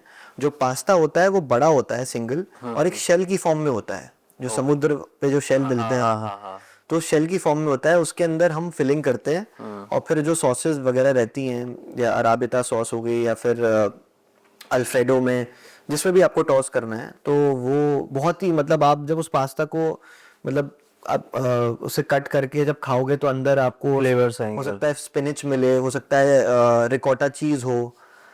तो बहुत ही अमेजिंग है। मतलब मैंने कल खाया था तो मुझे लगता है कि बरेली को बहुत ही पसंद आने वाला है लोगों को। अच्छा, अपार्ट फ्रॉम बॉस्टन आप अभी कौन कौन से ब्रांड्स आपने स्टार्ट किए हैं। जब आपका पहला अगर आप कोई ब्रांड बनाते हो और वो सक्सेसफुल हो जाता है या वो अच्छा परफॉर्म करता है, तब आता है कॉन्फिडेंस कि भाई अब हम ब्रांड बनाने, हम इस प्रोसेस को समझ चुके हैं, और अब हमें जो है और कुछ कर सकते हैं। तो सिमिलरली हम जब बॉस्टन को 1 साल हो गया था, तो हमारी किचन, क्योंकि हमारी किचन बहुत ही प्रोफेशनल्स ने डिज़ाइन करी थी, हमने पूरी किचन जो है वो डिज़ाइन हुई थी प्रॉपर, और हमने यूरोपियन किचन पूरी बनाई थी। तो हमने पहले से ही किचन में स्पेस छोड़ा था, सो दैट कि अगर फ्यूचर में ये जो यंग एंटरप्रेन्योर्स जो इस इंडस्ट्री में जाना चाहते हैं, उनके लिए मैंने सीखा है ये over a period of time, कि आप जब भी इस इंडस्ट्री में घुस रहे हो, आप ये मत सोचो कि मैं सेटिंग ज्यादा कर दूं। आप समझ रहे हो, एक माइंडसेट होता है कि यार किचन जो है वो थोड़ी छोटी कर लेते हैं, लेकिन सेटिंग ज्यादा से ज्यादा हो जाए। मतलब इसके पीछे एक बेसिक आप सोचो, आप कि अगर खाना ही नहीं निकल पाएगा किचन में से टाइम से, तो बैठ के लोग करेंगे क्या? सही बात है। अगर आप जो जितने लोग बाहर बैठे हुए हैं उनको आप केटर ही नहीं कर पा रहे, आपकी किचन जो है उसके वो इस लायक ही नहीं है कि आपको सही टाइम में खाना बाहर पहुंचा दे, या आपके शेफ फ्री हैंड होके काम करें वहाँ, तो फिर देयर इज नो पॉइंट कि आप सिटिंग बढ़ाओ। अच्छा, फूड बनाते टाइम उसकी डेकोरेशन इम्पोर्टेंट होती है या फिर टेस्ट? देखिए, दोनों ही इम्पोर्टेंट है। जो हम जिस एरा में हैं, फूड इंडस्ट्री में ना रेवोल्यूशन आ चुका है। पहले आप देखो सिर्फ होटल्स होते थे 5 स्टार, या आपके शहर के लोकल कुछ रेस्टोरेंट्स, 1 या 2। अब पहले आपको अगर घर मम्मी पापा के साथ कहीं जाते होगे तो वो 1 ही 2 रेस्टोरेंट्स होते होंगे, या फिर कोई स्ट्रीट फूड पे आप जाते होगे। सही बात है। और अदरवाइज सिर्फ 5 स्टार होटल्स हुआ करते थे। ट्रेडिशनल फूडिंग थी पहले, जैसे लोग आज देखो आपकी टिक्की खाने जा रहे हैं, बताशे खा रहे हैं, मतलब ट्रेडिशनल था। स्ट्रीट फूड बहुत इंपॉर्टेंट रोल था हम सभी के बचपन में, बल्कि आज भी है ना। हाँ हाँ हाँ हाँ। तो पहले इतने ऑप्शंस नहीं हुआ करते थे। अब जो है आप देखो कॉन्सेप्ट्स पे कॉन्सेप्ट डेवलप कर रहे हैं लोग। शेफ अपने अच्छे एक्सपीरियंस होल्डर शेफ्स के साथ लोग मिलके नए नए कॉन्सेप्ट डेवलप कर रहे हैं। आजकल एक कॉफी के ऊपर इतने कॉन्सेप्ट मैं आपको दिखा दूंगा कि लोग एक सिंगल कॉफी के ऊपर इतने कॉन्सेप्ट डेवलप कर रहे हैं। मतलब और कोई प्रोडक्ट नहीं है वहां पर, मेन प्रोडक्ट है, आपने देखा होगा माचा। माचा जो है, ग्रीन माचा करके जो टीज होती हैं, उस पे कितने कॉन्सेप्ट बन गए। और उसके छोटे छोटे पैकेट भी आ रहे हैं। हाँ, लोग उसको अलग से बेच भी रहे हैं, बेच भी रहे हैं। अलग अलग कैटेगरी में। वो एक अलग, ब्लैक है, स्ट्रॉबेरी है, और आप सोचो एक नया रिटेल का एक नया कॉन्सेप्ट डेवलप हो गया उससे। तो जो आप क्वेश्चन पूछ रहे थे कि देखो, खाने का टेस्ट तो सबसे नंबर 1 होना ही चाहिए, लेकिन उसको क्या है ना कि हम आज रह रहे हैं सोशल मीडिया के एरा में। हमें देखना चाहिए फूड फॉर किसने हमें इंस्टाग्राम पे डाला। पर हम खाने से पहले हम उसकी एक इंस्टा स्टोरी ना डाल दें, या किसी को स्नैप ना भेज दें, तब तक हमें लगता है कि तब तक वो पैसा वसूल नहीं हुआ है। लोग कैफे जाते हैं इसलिए कि मुझे अपने सोशल मीडिया पे हाँ, अभी पिक्चर्स डालने हैं, अभी इंटीरियर के सामने फोटो खिंचवा रहे हैं लोग, ब्रांड के ना कि भाई आज मैं इस कैफे में गया था, देखो मैं यहाँ चेक इन डालते हैं और ये वो। तो बहुत इम्पोर्टेंट है वो भी। खाना तो जैसे कहते हैं ना, खाना आदमी पहले आंखों से खाता है, पहले वो उस खाने को देखता है, फिर उसके बाद जो है उसको खाता है। तो ये भी एक बहुत इम्पोर्टेंट फैक्टर अब over a period of time develop हो गया है कि मतलब इसमें भी मतलब पूरी R&D होती है कि हमें प्लेटिंग कैसे करनी है। इसको प्लेटिंग बोला जाता है हमारी इंडस्ट्री में, कि आप प्लेटिंग कैसे कर रहे हो, खाने को कैसे सजा के भेज रहे हो बाहर। अच्छा, कोई भी कस्टमर कैफे पे आया तो सबसे पहले उसके बाद मेन्यू मिला, तो जब क्लाइंट आके बैठता है तो आप अपनी टीम को ऐसा क्या बताते हैं कि क्लाइंट को अच्छा फील हो, मतलब सर्विस में, फूड के दौरान? देखिए, यह प्रोसेस रहता है। सर्विस जो है ना वो इतना इम्पोर्टेंट डायमेंशन है, मतलब ये बहुत इलेबोरेटेड टॉपिक है सर्विस। क्योंकि सर्विस, जैसे रेस्टोरेंट में एक शेफ की इम्पोर्टेंस बहुत ज़्यादा होती है, ऐसे ही सर्विस डिपार्टमेंट का भी बहुत इम्पोर्टेंट रोल होता है। एक तरीके से देखा जाए तो सर्विस डिपार्टमेंट ही आपके कान नाक आँख हैं, क्योंकि वही आपको रिप्रेजेंट कर रहे हैं। जो ओनर है वो तो हर टेबल पे नहीं जा सकता, या अगर किसी के मल्टीपल आउटलेट्स हैं तो सर्विस स्टाफ ही, जो सर्विस की टीम होती है, वही सबसे पहले कस्टमर के पास जाती है। सही बात है ना। जैसे ही आप पहुंचते हो, सर्विस वाला जो है आपको ग्रीट करता है, hello sir, good evening, good afternoon, ठीक है, और आपके पास मेन्यू देता है वो। गेस्ट की कोई भी क्वेरी होती है तो वो ही हैंडल करता है उसको, उसका जवाब उसी को अच्छे से सुनना, अच्छे से रिस्पॉन्स करना। तो हम अपने सर्विस टीम को यही समझाते हैं कि मतलब गेस्ट पे हर वक्त एक, जैसे कहते हैं ना, तिरछी निगाह होनी चाहिए। आप चाहे गेस्ट ने ऑर्डर दे दिया है या उसका खाना खत्म भी इवन हो गया है, लेकिन उसकी तरफ अटेंशन एक, जैसे कहते हैं ना, तिरछी निगाह उसकी तरफ होनी चाहिए। ये नहीं होना चाहिए कि गेस्ट जो है इतनी देर से हाथ उठाया हुआ है या आवाज मार रहा है, ये गेस्ट को बिल्कुल पसंद नहीं आता। या मुझे लगता है कि सबसे ज्यादा कोई भी गेस्ट भड़कता भी इसी चीज में। पहली बात तो ऑर्डर लेट ले रहा है बंदा, और सेकंड चीज ऑर्डर लेके गया फिर वो डिलीवर भी लेट कर रहा है। ये बहुत तो ये मुझे लगता है सबसे ज्यादा प्रॉब्लम फेस करते होगे आप। बिल्कुल करते हैं हम लोग, इसीलिए हम लोग की ब्रीफिंग्स होती हैं हर वीक में। हमारी कोशिश होती है कि संडे के बाद हमने पूरे वीक में क्या क्या गलतियां करी या क्या क्या स्कोप है हमें सुधार का, वो हम डिस्कस करते हैं। तो इसमें जो आपने ये पॉइंट बोला ना, ये हम हमेशा करते हैं कि जब गेस्ट अपने आपके कैफे में घुस गया है, पहली बात तो जब चाहे सामने से कोई भी निकल रहा हो, सर्वर निकल रहा हो, कैप्टन निकल रहा हो, जीएम निकल रहा हो, कोई भी निकल रहा हो, सबसे पहले गेस्ट को ग्रीट करो आप। कई बार क्या होता है, संडेज हैं, वीकेंड्स हैं, टेबल्स फुल चल रही हैं, ठीक है, आपकी सारी टेबल्स ऑक्यूपाइड हैं, तो गेस्ट खड़ा हुआ है और जो आपके सर्वर्स हैं, जो टीम फ्लोर पे है, कोई पूछ ही नहीं रहा है कि सर मतलब आपके टेबल आपको चाहिए, कितने लोग हैं या वेटिंग टाइम कितना है। अच्छा, जब वेटिंग टाइम होता है तो आप कैसे मैनेज करते हो? क्योंकि बाहर भी लोग आए हैं, अंदर भी बैठे हैं। अब कोई बंदा अपना फूड फिनिश कर चुका है, फिर भी वो इंगेज है। जैसे कि मैंने देखा यूरोप में कल्चर होता है, कैफे में आदमी ने कुछ ऑर्डर, छोटी थी कॉफी भी ऑर्डर करी, पर उसको कोई हटा नहीं सकता, वो 3-3 4-4 घंटे बैठता है। और जब यहाँ पे आपको इस तरह का माहौल मिलता है तो कैसे मैनेज करते हो?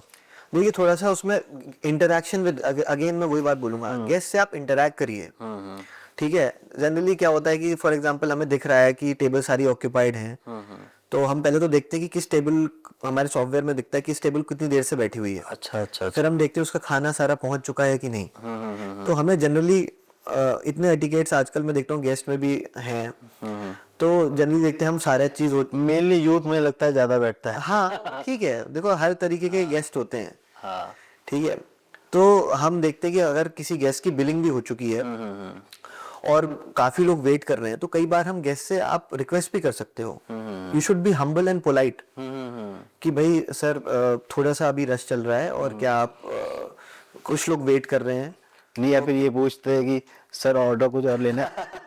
एक लाइन होती है, सर और कुछ कराना है। तो एक्चुअली ये बहुत पुरानी चीज है, इससे ना गेस्ट भड़क जाता है। अच्छा। कहता है अच्छा, अब मतलब आप मैंने खा लिया, इसका मतलब मैं तुरंत उठ के जाऊं यहाँ से? नहीं, ये प्रैक्टिस अब ये पुराने जमाने में हो सकती थी, लेकिन वो पुराने ट्रेडिशनल रेस्टोरेंट थे, तो उसमें क्या होता था, फैमिली के साथ गए, सर कुछ और लेंगे, आपने फिनिश कर लिया, आप थोड़ा कुछ 10-15 मिनट बात कर रहे हैं तो सीधे आता है, सर मीठे में लेना है कुछ। तो उसका कहने का मतलब है कि आप का टाइम हो गया, अब आप जाओ। उसको कहने का मतलब है कि भैया बिल करा दूं आपका, आप जब अब आपका जाने का टाइम। बिल्कुल सही बात है, लेकिन अब आप वैसे नहीं, मतलब नहीं, क्योंकि हॉस्पिटैलिटी इंडस्ट्री में हो ना आप, you need to be hospitable, आपको बहुत ही हम्बल होना है। तो हम गेस्ट से बस रिक्वेस्ट कर लेते हैं, और जो गेस्ट वेट कर रहे हैं उनसे कहते हैं सर आप तब तक बाहर की सीटिंग पे बैठ जाइए, या आप थोड़ा सा वेट करिए, हम कोई ना कोई टेबल आपके लिए अरेंज करते हैं। तो सर्विस वाला बहुत इंपॉर्टेंट, जो आप हम लोगों की बात स्टार्ट हुई थी सर्विस से ना, वो बहुत ही इंपॉर्टेंट फैक्टर है। क्योंकि कस्टमर्स को जो है, मतलब गेस्ट की अगर कोई कंप्लेन है, उसका कोई फीडबैक है, या उसका कोई एक्सपीरियंस, बैड एक्सपीरियंस हुआ है, तो वो सर्वर से ही कहेगा या फिर उसके सीनियर से कहेगा। मतलब मुझे लगता है कि सर्विस डिपार्टमेंट ही कस्टमर को सेटिस्फाई कर सकता है। बिल्कुल उसकी जो भी क्वेरी हो।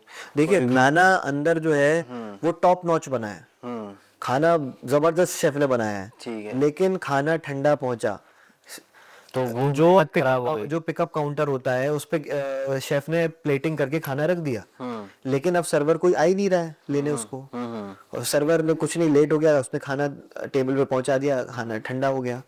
तो खाना तो गेस्ट का एक्सपीरियंस खराब हुआ, आपकी डिश खराब हुई, और आपकी जो इमेज है वो डाउन होगी। तो जिसे कहते हैं ना, service and the kitchen staff and the service staff needs to go hand in hand. अच्छा, ऐसी सिचुएशन में आपकी टीम कैसे हैंडल करती है?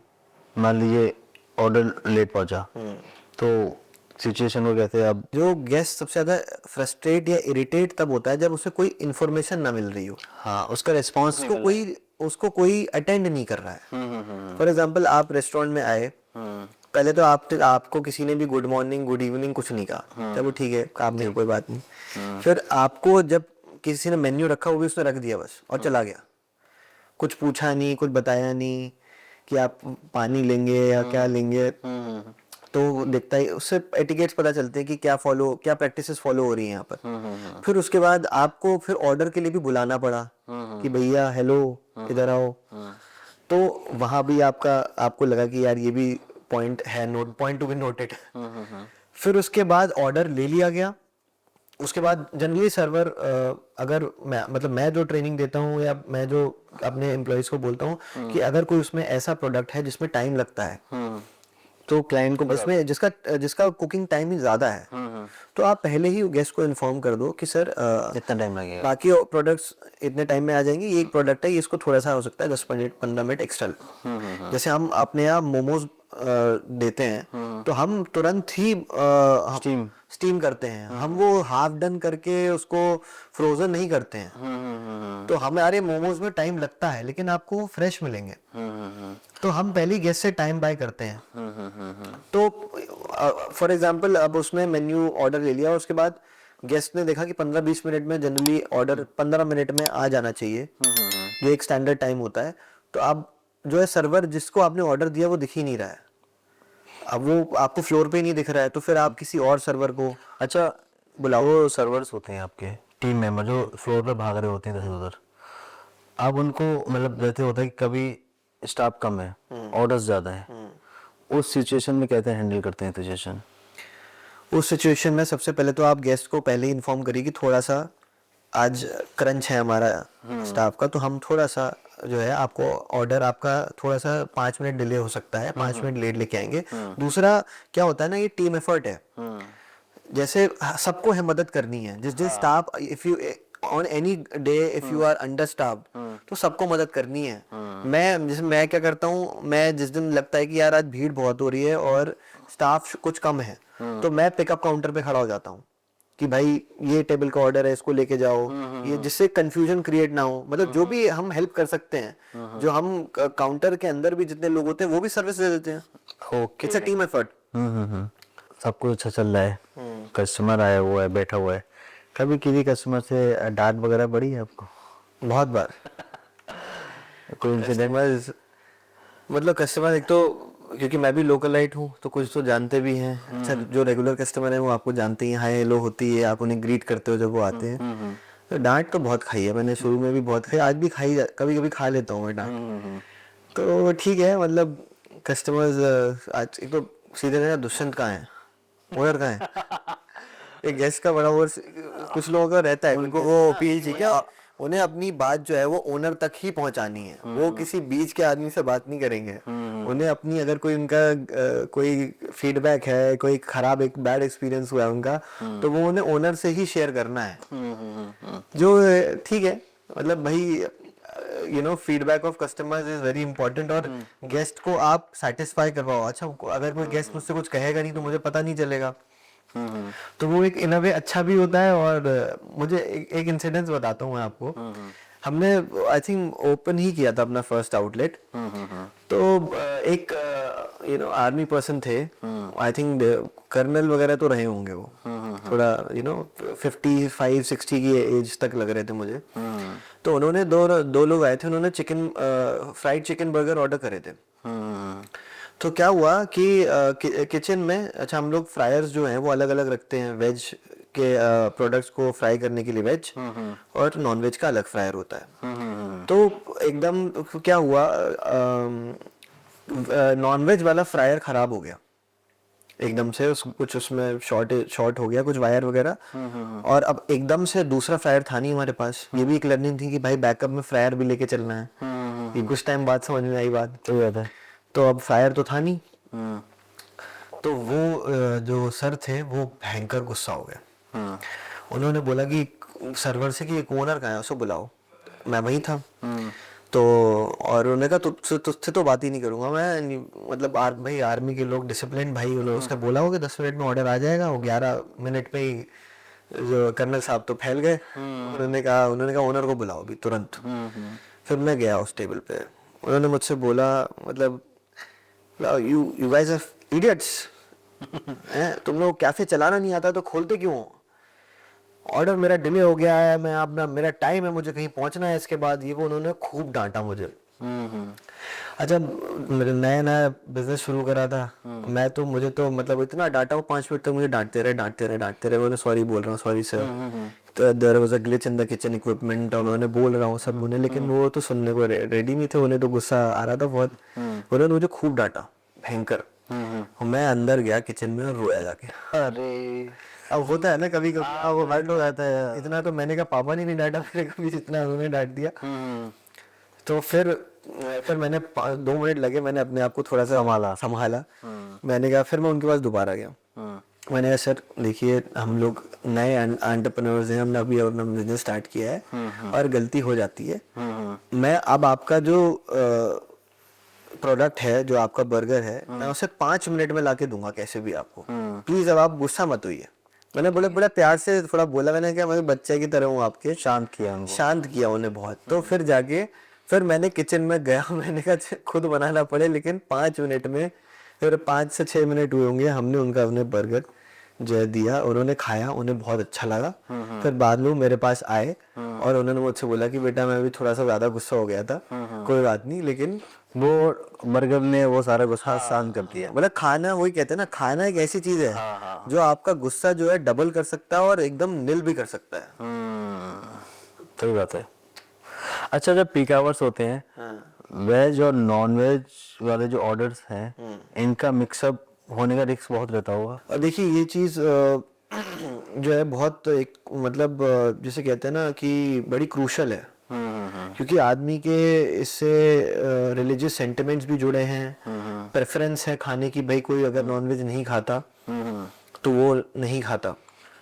तो इसको मैनेज करने के लिए कौन सा सिस्टम? इसको मैनेज करने के लिए देखिए, जो हम लोग जब भी कोई रेस्टोरेंट वगैरह चालू करते हैं तो उसमें स्टैंडर्ड ऑपरेटिंग प्रोसीजर्स, जिन्हें एसओपीज कहते हैं, वो बनाते हैं कि किसी भी चीज को कैसे करना है। फॉर एग्जाम्पल, तो इसमें हम लोग ये करते हैं कि हम 3-4 स्टेप्स पे चेक करते हैं ये चीज। जैसे फॉर एग्जाम्पल, सर्वर ने आपका ऑर्डर लिया तो ही हैज टू मेक श्योर कि वो ऑर्डर रिपीट करके बताए।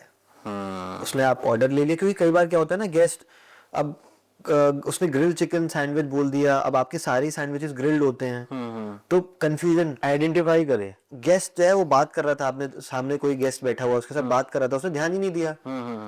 तो क्या होता है कि जब आपने ऑर्डर ले लिया, आपने जहां भी नोट करना, कंफर्मेशन जरूर लेना चाहिए। बिल्कुल लेनी चाहिए, ये तो हमारा बहुत ही बेसिक रूल है, जिसे कहते हैं थंब रूल। तो सबसे पहले आप ऑर्डर रिपीट करो, गेस्ट को बताओ सर ये आपका ऑर्डर है, ठीक है, और तभी आप बोल दो कि इट विल टेक 15-20 मिनट्स, ठीक है।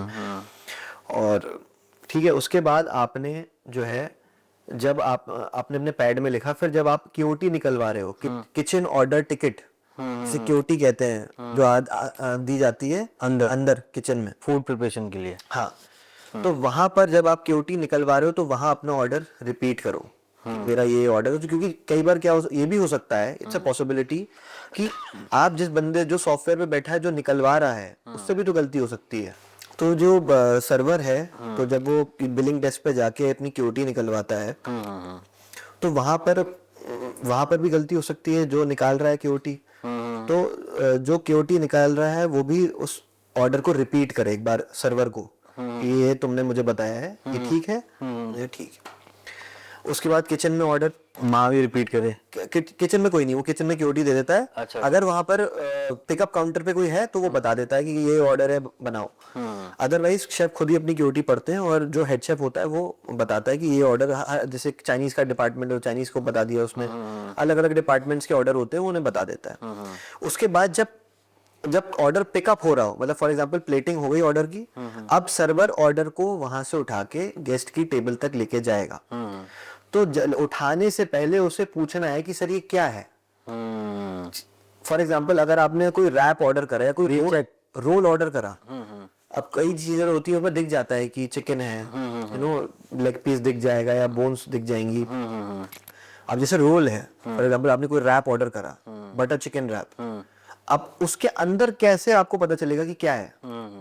तो इसीलिए शेफ से पूछना बहुत इंपॉर्टेंट है क्या बनाया उन्हें कि शेफ ये बटर चिकन रैप है ना, या फिर ये पनीर टिक्का रैप है? तो जब शेफ बोलेगा हाँ ये है, तो अब आके आप उसे टेबल पे जाएगा। टेबल पे जाओ। अब जब टेबल पे आप जा रहे हो तो आप टेबल पे रखते वक्त बताओगे कि sir this is butter chicken rap. इतनी जगह आपको चेक, और जब आप खाना जब आपका ऑनलाइन जा रहा है, मतलब डिलीवरी हो रही है, तो फिर किचन से ही उसमें टैग लग के आएगा, रेड या ग्रीन जो भी है, या येलो साइन उसमें आएगा कि ये वेज है, नॉन वेज है या एग है। तो वहीं से वो साइन लग के आता है, शेफ ही लगाते हैं वो। अच्छा, जब ये ऑर्डर होता है, एक टाइम लाइन होती होगी फूड प्रिपरेशन की, 10 मिनट, 15 मिनट, 20 मिनट, इतनी जल्दी आप कैसे ऑर्डर लेने से लेकर डिलीवरी तक क्या प्रोसेस रहता है? मतलब ओके, देखिए उसके लिए अब जैसे फॉर एग्जांपल आपने दाल मखनी करी या आपने बिरयानी करी, तो उसके लिए क्या होता है, वो उसी समय तो नहीं बन सकती। दाल मखनी में तो 7-7 8-8 घंटे है, और अगर आप उसको ट्रेडिशनल तरीके से तंदूर पे रात में रख के गरम जाओगे छोड़ देते हैं। तो फिर आपके 16 घंटे लग जाएंगे फिर। तो उसी लिए क्या होता है कि उसके लिए हम बैकअप क्रिएट करते हैं। हम जैसे कहते हैं हमारी लैंग्वेज में मीज़ा, ओके, हम मीज़ा बना के रखते हैं। हम बेस ग्रेवीज रेडी करके रखते हैं, ठीक है, चीज़ों को हाफ डन करके रखते हैं। और हम जैसे अपनी कटिंग चॉपिंग, जैसे प्याज कटा हुआ है, अदरक कटी हुई है, गार्लिक कटा हुआ है, गार्निश वगैरह, पूरी एक गार्निश ट्रे आती है, उसमें हर चीज हमारी, सारे इंग्रेडिएंट, हाँ, जो जो उसमें पड़ना है वो ऑलरेडी कट के, छील के, पील करके सब कुछ रखा हुआ है। और बेस ग्रेवीज का बहुत इंपॉर्टेंट रोल रहता है इसमें। ओके, आप जो अपनी बेस ग्रेवीज, जो मदर सॉसेज होती हैं, वो आप ऑलरेडी, जैसे पास्ता है तो पास्ता में जो व्हाइट सॉस होती है तो वो आप बना के रखते हो, ठीक है। मतलब आपका कंजम्पशन क्या है उस हिसाब से, अगर मतलब 1 या 2 दिन का मैक्सिमम बैकअप होता है कि भाई ये चीज आपको लगातार आपकी बिक रही है, तो उसको उस हिसाब से अच्छा ये रहता है कि शेफ उसको दोबारा बनाए। हम लोग बहुत ज्यादा बड़े बैच नहीं बनाते हैं। लोग ये सोचते हैं ना कई बार कि यार ये ग्रेवी तो इतनी पुरानी हो सकती है, 5-5 7-7 दिन पुरानी, तो ऐसा नहीं होता है। एक अगर अच्छा हेड शेफ है, किचन में एक अच्छा लीडर है, तो वो अपनी कंजम्पशन के हिसाब से ही अपनी ग्रेवीज बना के रखेगा। उसको मालूम है कि उसके कितने रिपीटेड ऑर्डर्स हैं, हाँ, उस आइडिया रहता है। दूसरा एक प्रोसेस होता है, अगर आपने कोई बेस ग्रेवी बनाई है तो उसको एक सर्टेन टेम्परेचर पे फ्रीज किया जाता है। ओके, और आपको उसमें से कितना कंज्यूम है, फॉर एग्जांपल आपने कोई ग्रेवी फ्रीज करके रखी है -20 या किसी भी टेम्परेचर पे, तो आप उसमें से उतना ही निकालोगे जितना यूज चाहिए। ये नहीं कि आपने पूरा कंटेनर उठाया, उसे बाहर रख दिया, फिर वो, जैसे हमारी भाषा में उसे थो करना कहते हैं, मतलब जो आइस को पिघलाने को थो करना कहते हैं। ओके ओके ओके ओके, ये नहीं कि आपने उसको पूरे प्रोडक्ट को थो करा और फिर उसमें से निकाला, नहीं, आपको उसको वापस वहीं जाना है, तभी वो उसका जो एक बैलेंस है, जो टेस्ट है और जो टेम्परेचर बना रहेगा, हाँ, वो बना रहे। तो ये लोगों को लगता है, एक मिसकंसेप्शन है कि ग्रेवीज पुरानी बहुत होती है, ऐसा नहीं है। आपकी ग्रेवीज, जो एक अच्छा शेफ होता है वो उतनी बनाता है जितनी 1 या 2 दिन का बैकअप लेके चलता है, बस दैट्स इट। अभी आप बरेली में बॉस्टन के 3 आउटलेट रन कर रहे हैं, उसके अलावा आपके 1-2 कैफे और हैं। हाँ, हमारा एक जो लेटेस्ट हमारा जो लाउंज है मसाई के नाम से, जो बॉस्टन हमारी सिविल लाइंस ब्रांच के बिल्कुल बगल वाले कमर्शियल स्पेस में है। वो एक बेसिकली एक हुक्का एंड बेवरेजेस का कॉन्सेप्ट है, बहुत अच्छा कॉन्सेप्ट है। वहाँ पर इवन वुड फायर पिज्ज़ा भी मिलता है, नेपोलिताना पिज्ज़ा हम सर्व करते हैं वहाँ, जो बहुत मतलब लोगों को बहुत पसंद है। अच्छा, इतने सारे रेस्टोरेंट को रन कर रहे हो आप, टीम मैनेजमेंट कैसे करते हैं आप? इतनी बड़ी टीम आपकी है। देखिए, ब्रांड तो हमारे पास, अगर मैं अपने ऑनलाइन ब्रांड्स की बात करूं तो over a period of time मेरे पास शायद 7 से 8 अपने ऑनलाइन ब्रांड्स भी हैं जो बहुत अच्छा कर रहे हैं। जैसे फॉर एग्जांपल अभी जो हमारा लेटेस्ट ब्रांड जो अभी 2 दिन पहले ही लाइव हुआ है, उसका नाम है द बीजिंग बॉक्स। ओके, वो ऑथेंटिक एशियन, थाई और कोरियन फूड सर्व करेंगे उसमें हम, वो भी क्लाउड किचन है। फिर हमारे पास जो हमने सबसे पहला क्लाउड किचन ब्रांड खोला था, बिरयानी फैक्ट्री, लगातार 3 सालों से उसे बेस्ट बिरयानी का अवार्ड मिल रहा है बरेली में। ऑनलाइन प्लेटफॉर्म्स दे रहे हैं वो लोग, उसमें वोट करते हैं अपनी ऑनलाइन प्लेटफॉर्म की ऐप से, और वो वोट सीधे सबमिट होता है। वो रहता है कि इस सिटी में बेस्ट बिरयानी कहाँ मिलती तो है। हमें best in bakery, cakes and bakery, और बेस्ट इन बिरयानी लगातार हमें 3 साल से मिल रहा है। तो एक हमारा बिरयानी, द बिरयानी फैक्ट्री के नाम से हमारा एक ब्रांड हो गया। फिर हमारे पास एक ब्रांड है थाली के लिए, स्पेसिफिक ब्रांड है, उसमें सिर्फ थाली, अलग अलग तरीके की, छोटी बड़ी मीडियम साइज की थालियाँ, दे थाली करके हमारा ब्रांड हो गया। फिर हमें अभी कुछ 6 महीने पहले, 1 साल पहले हमने अपना ब्रांड एक लॉन्च किया है, द सैलेड स्टोरी करके। तो उसमें मेनली प्रॉपर मतलब जो है कॉन्शियस लोग हैं, आप डेली में भी खा सकते हो, ऐसा नहीं कि जो लोग जिम जा रहे हैं वो ही खा सकते हैं। एक हेल्दी मील अगर किसी को लेना है तो आप सैलेड स्टोरी पे ऑर्डर करिए, उसमें स्पेसिफिक आपको पूरा मेंशन होगा कि उसमें कितने ग्राम प्रोटीन है, कितने कार्ब्स हैं, अगर उसमें पनीर है तो वो कितने ग्राम डाला हुआ है, हर चीज ग्राम्स के हिसाब से रेसिपी जो है हमने फॉर्मुलेट करी है और उसको सब सर्व किया है। तो ये सारे ब्रांड, एक लेट्स रोल करके हमारा ब्रांड है, और बीजिंग बॉक्स हमारा जो है सबसे लेटेस्ट वेंचर है।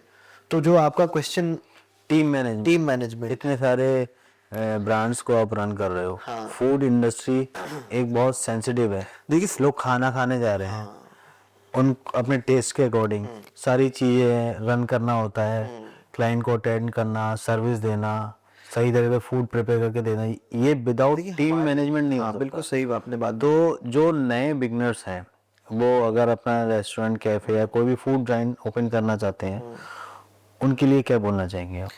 देखिए, हमारी जो फूड इंडस्ट्री है ना, वही इस इंडस्ट्री में स्पेशली मुझे लगता है कि ऑटोमेशन सबसे कम अभी तक आप हुआ है। जैसे आप बाकी इंडस्ट्री देखो, ऑटोमेशन नेक्स्ट लेवल पहुंच चुका है। इवन आप देखो, आजकल कार मैन्युफैक्चर होती है, आप देखते होगे वीडियोस, पूरा रोबोट ऑटोमेशन। हाँ, आप किसी भी मैन्युफैक्चरिंग यूनिट को देख लो, हर चीज ऑटोमेशन हो रही है। लेकिन हमारी इंडस्ट्री में आज भी जो है स्किल्ड एम्प्लॉइज हैं, लेबर है, वही बना रही है। जो शेफ्स हैं हमारे, दे आर द बैकबोन, हमारी बैकबोन है वो। आज भी हमारे यहाँ क्या मैक्सिमम ऑटोमेशन लेवल क्या आया है कि हमारी कोई अगर कोई बल्क में कोई चीज को चॉप करना है तो आपने उस मशीन में डाल दी, वो चॉप होके आ जाएगी। लेकिन अल्टीमेटली खाना तो रेसिपी कितना क्या क्वांटिटी डालनी है, वो तो हाथों का जादू बना रहा है ना। हाँ। तो मतलब उसमें एक तो एरर का स्कोप बहुत है। इसलिए टीम का जो है ना, एक अच्छे माइंडसेट के साथ काम करना बहुत इंपॉर्टेंट है। अब आप, हमारी इंडस्ट्री इतनी मुश्किल है, जो आपने बोला ना कि बिगिनर्स के लिए बहुत टफ इंडस्ट्री है हमारी। खाना जो है ना, वो 10 में से 10 बार अच्छा होना चाहिए। अगर खाना 10 में से 7 बार अच्छा हुआ तो आपका फ्यूचर जो है ना, वो बहुत लॉन्ग लास्टिंग नहीं है हमारी इंडस्ट्री में। मतलब 7 के नीचे तो एग्जिस्टेंस है ही नहीं। मिनिमम आपको 90% जो है अपना जो रेट है, मतलब फूड टेस्ट या क्वालिटी का, वो 90% एक्यूरेट रखना है। खाना अगर 10 में से 9 बार अच्छा हुआ तो ठीक है, ठीक है, चलो एरर हो जाते हैं, बड़े से बड़े किचन में हो जाते हैं एरर्स। तो इसीलिए, और इंसान ही बना रहे हैं। अब आपका शेफ जो है, आपकी शेफ जो है, वो घर पे लड़के आया है या उसकी फाइनेंशियल पोजीशन अच्छी, और ये मुझे लगता है फूड मेकिंग तो मूड के ऊपर डिपेंड करती है। बिल्कुल। आपका मूड अच्छा है, उस दिन आप बढ़िया खाना खिला रहे हो। आपकी मम्मी किस दिन गुस्से में हो तो देखो आपको कैसा खाना मिलेगा, और अपने अच्छे मूड में हो। पैशन बहुत जरूरी है। इसीलिए पैशन, मतलब एक, इसीलिए हम लोग अपनी जो शेफ होते हैं, हमारे जो हेड शेफ होते हैं, वो भी अपनी टीम को मोटिवेट करते हैं। हम भी उन्हें कहते हैं कि भाई ये खाना भगवान के लिए जा रहा है, yes it is God and God is always right. हाँ, तो ही बात है।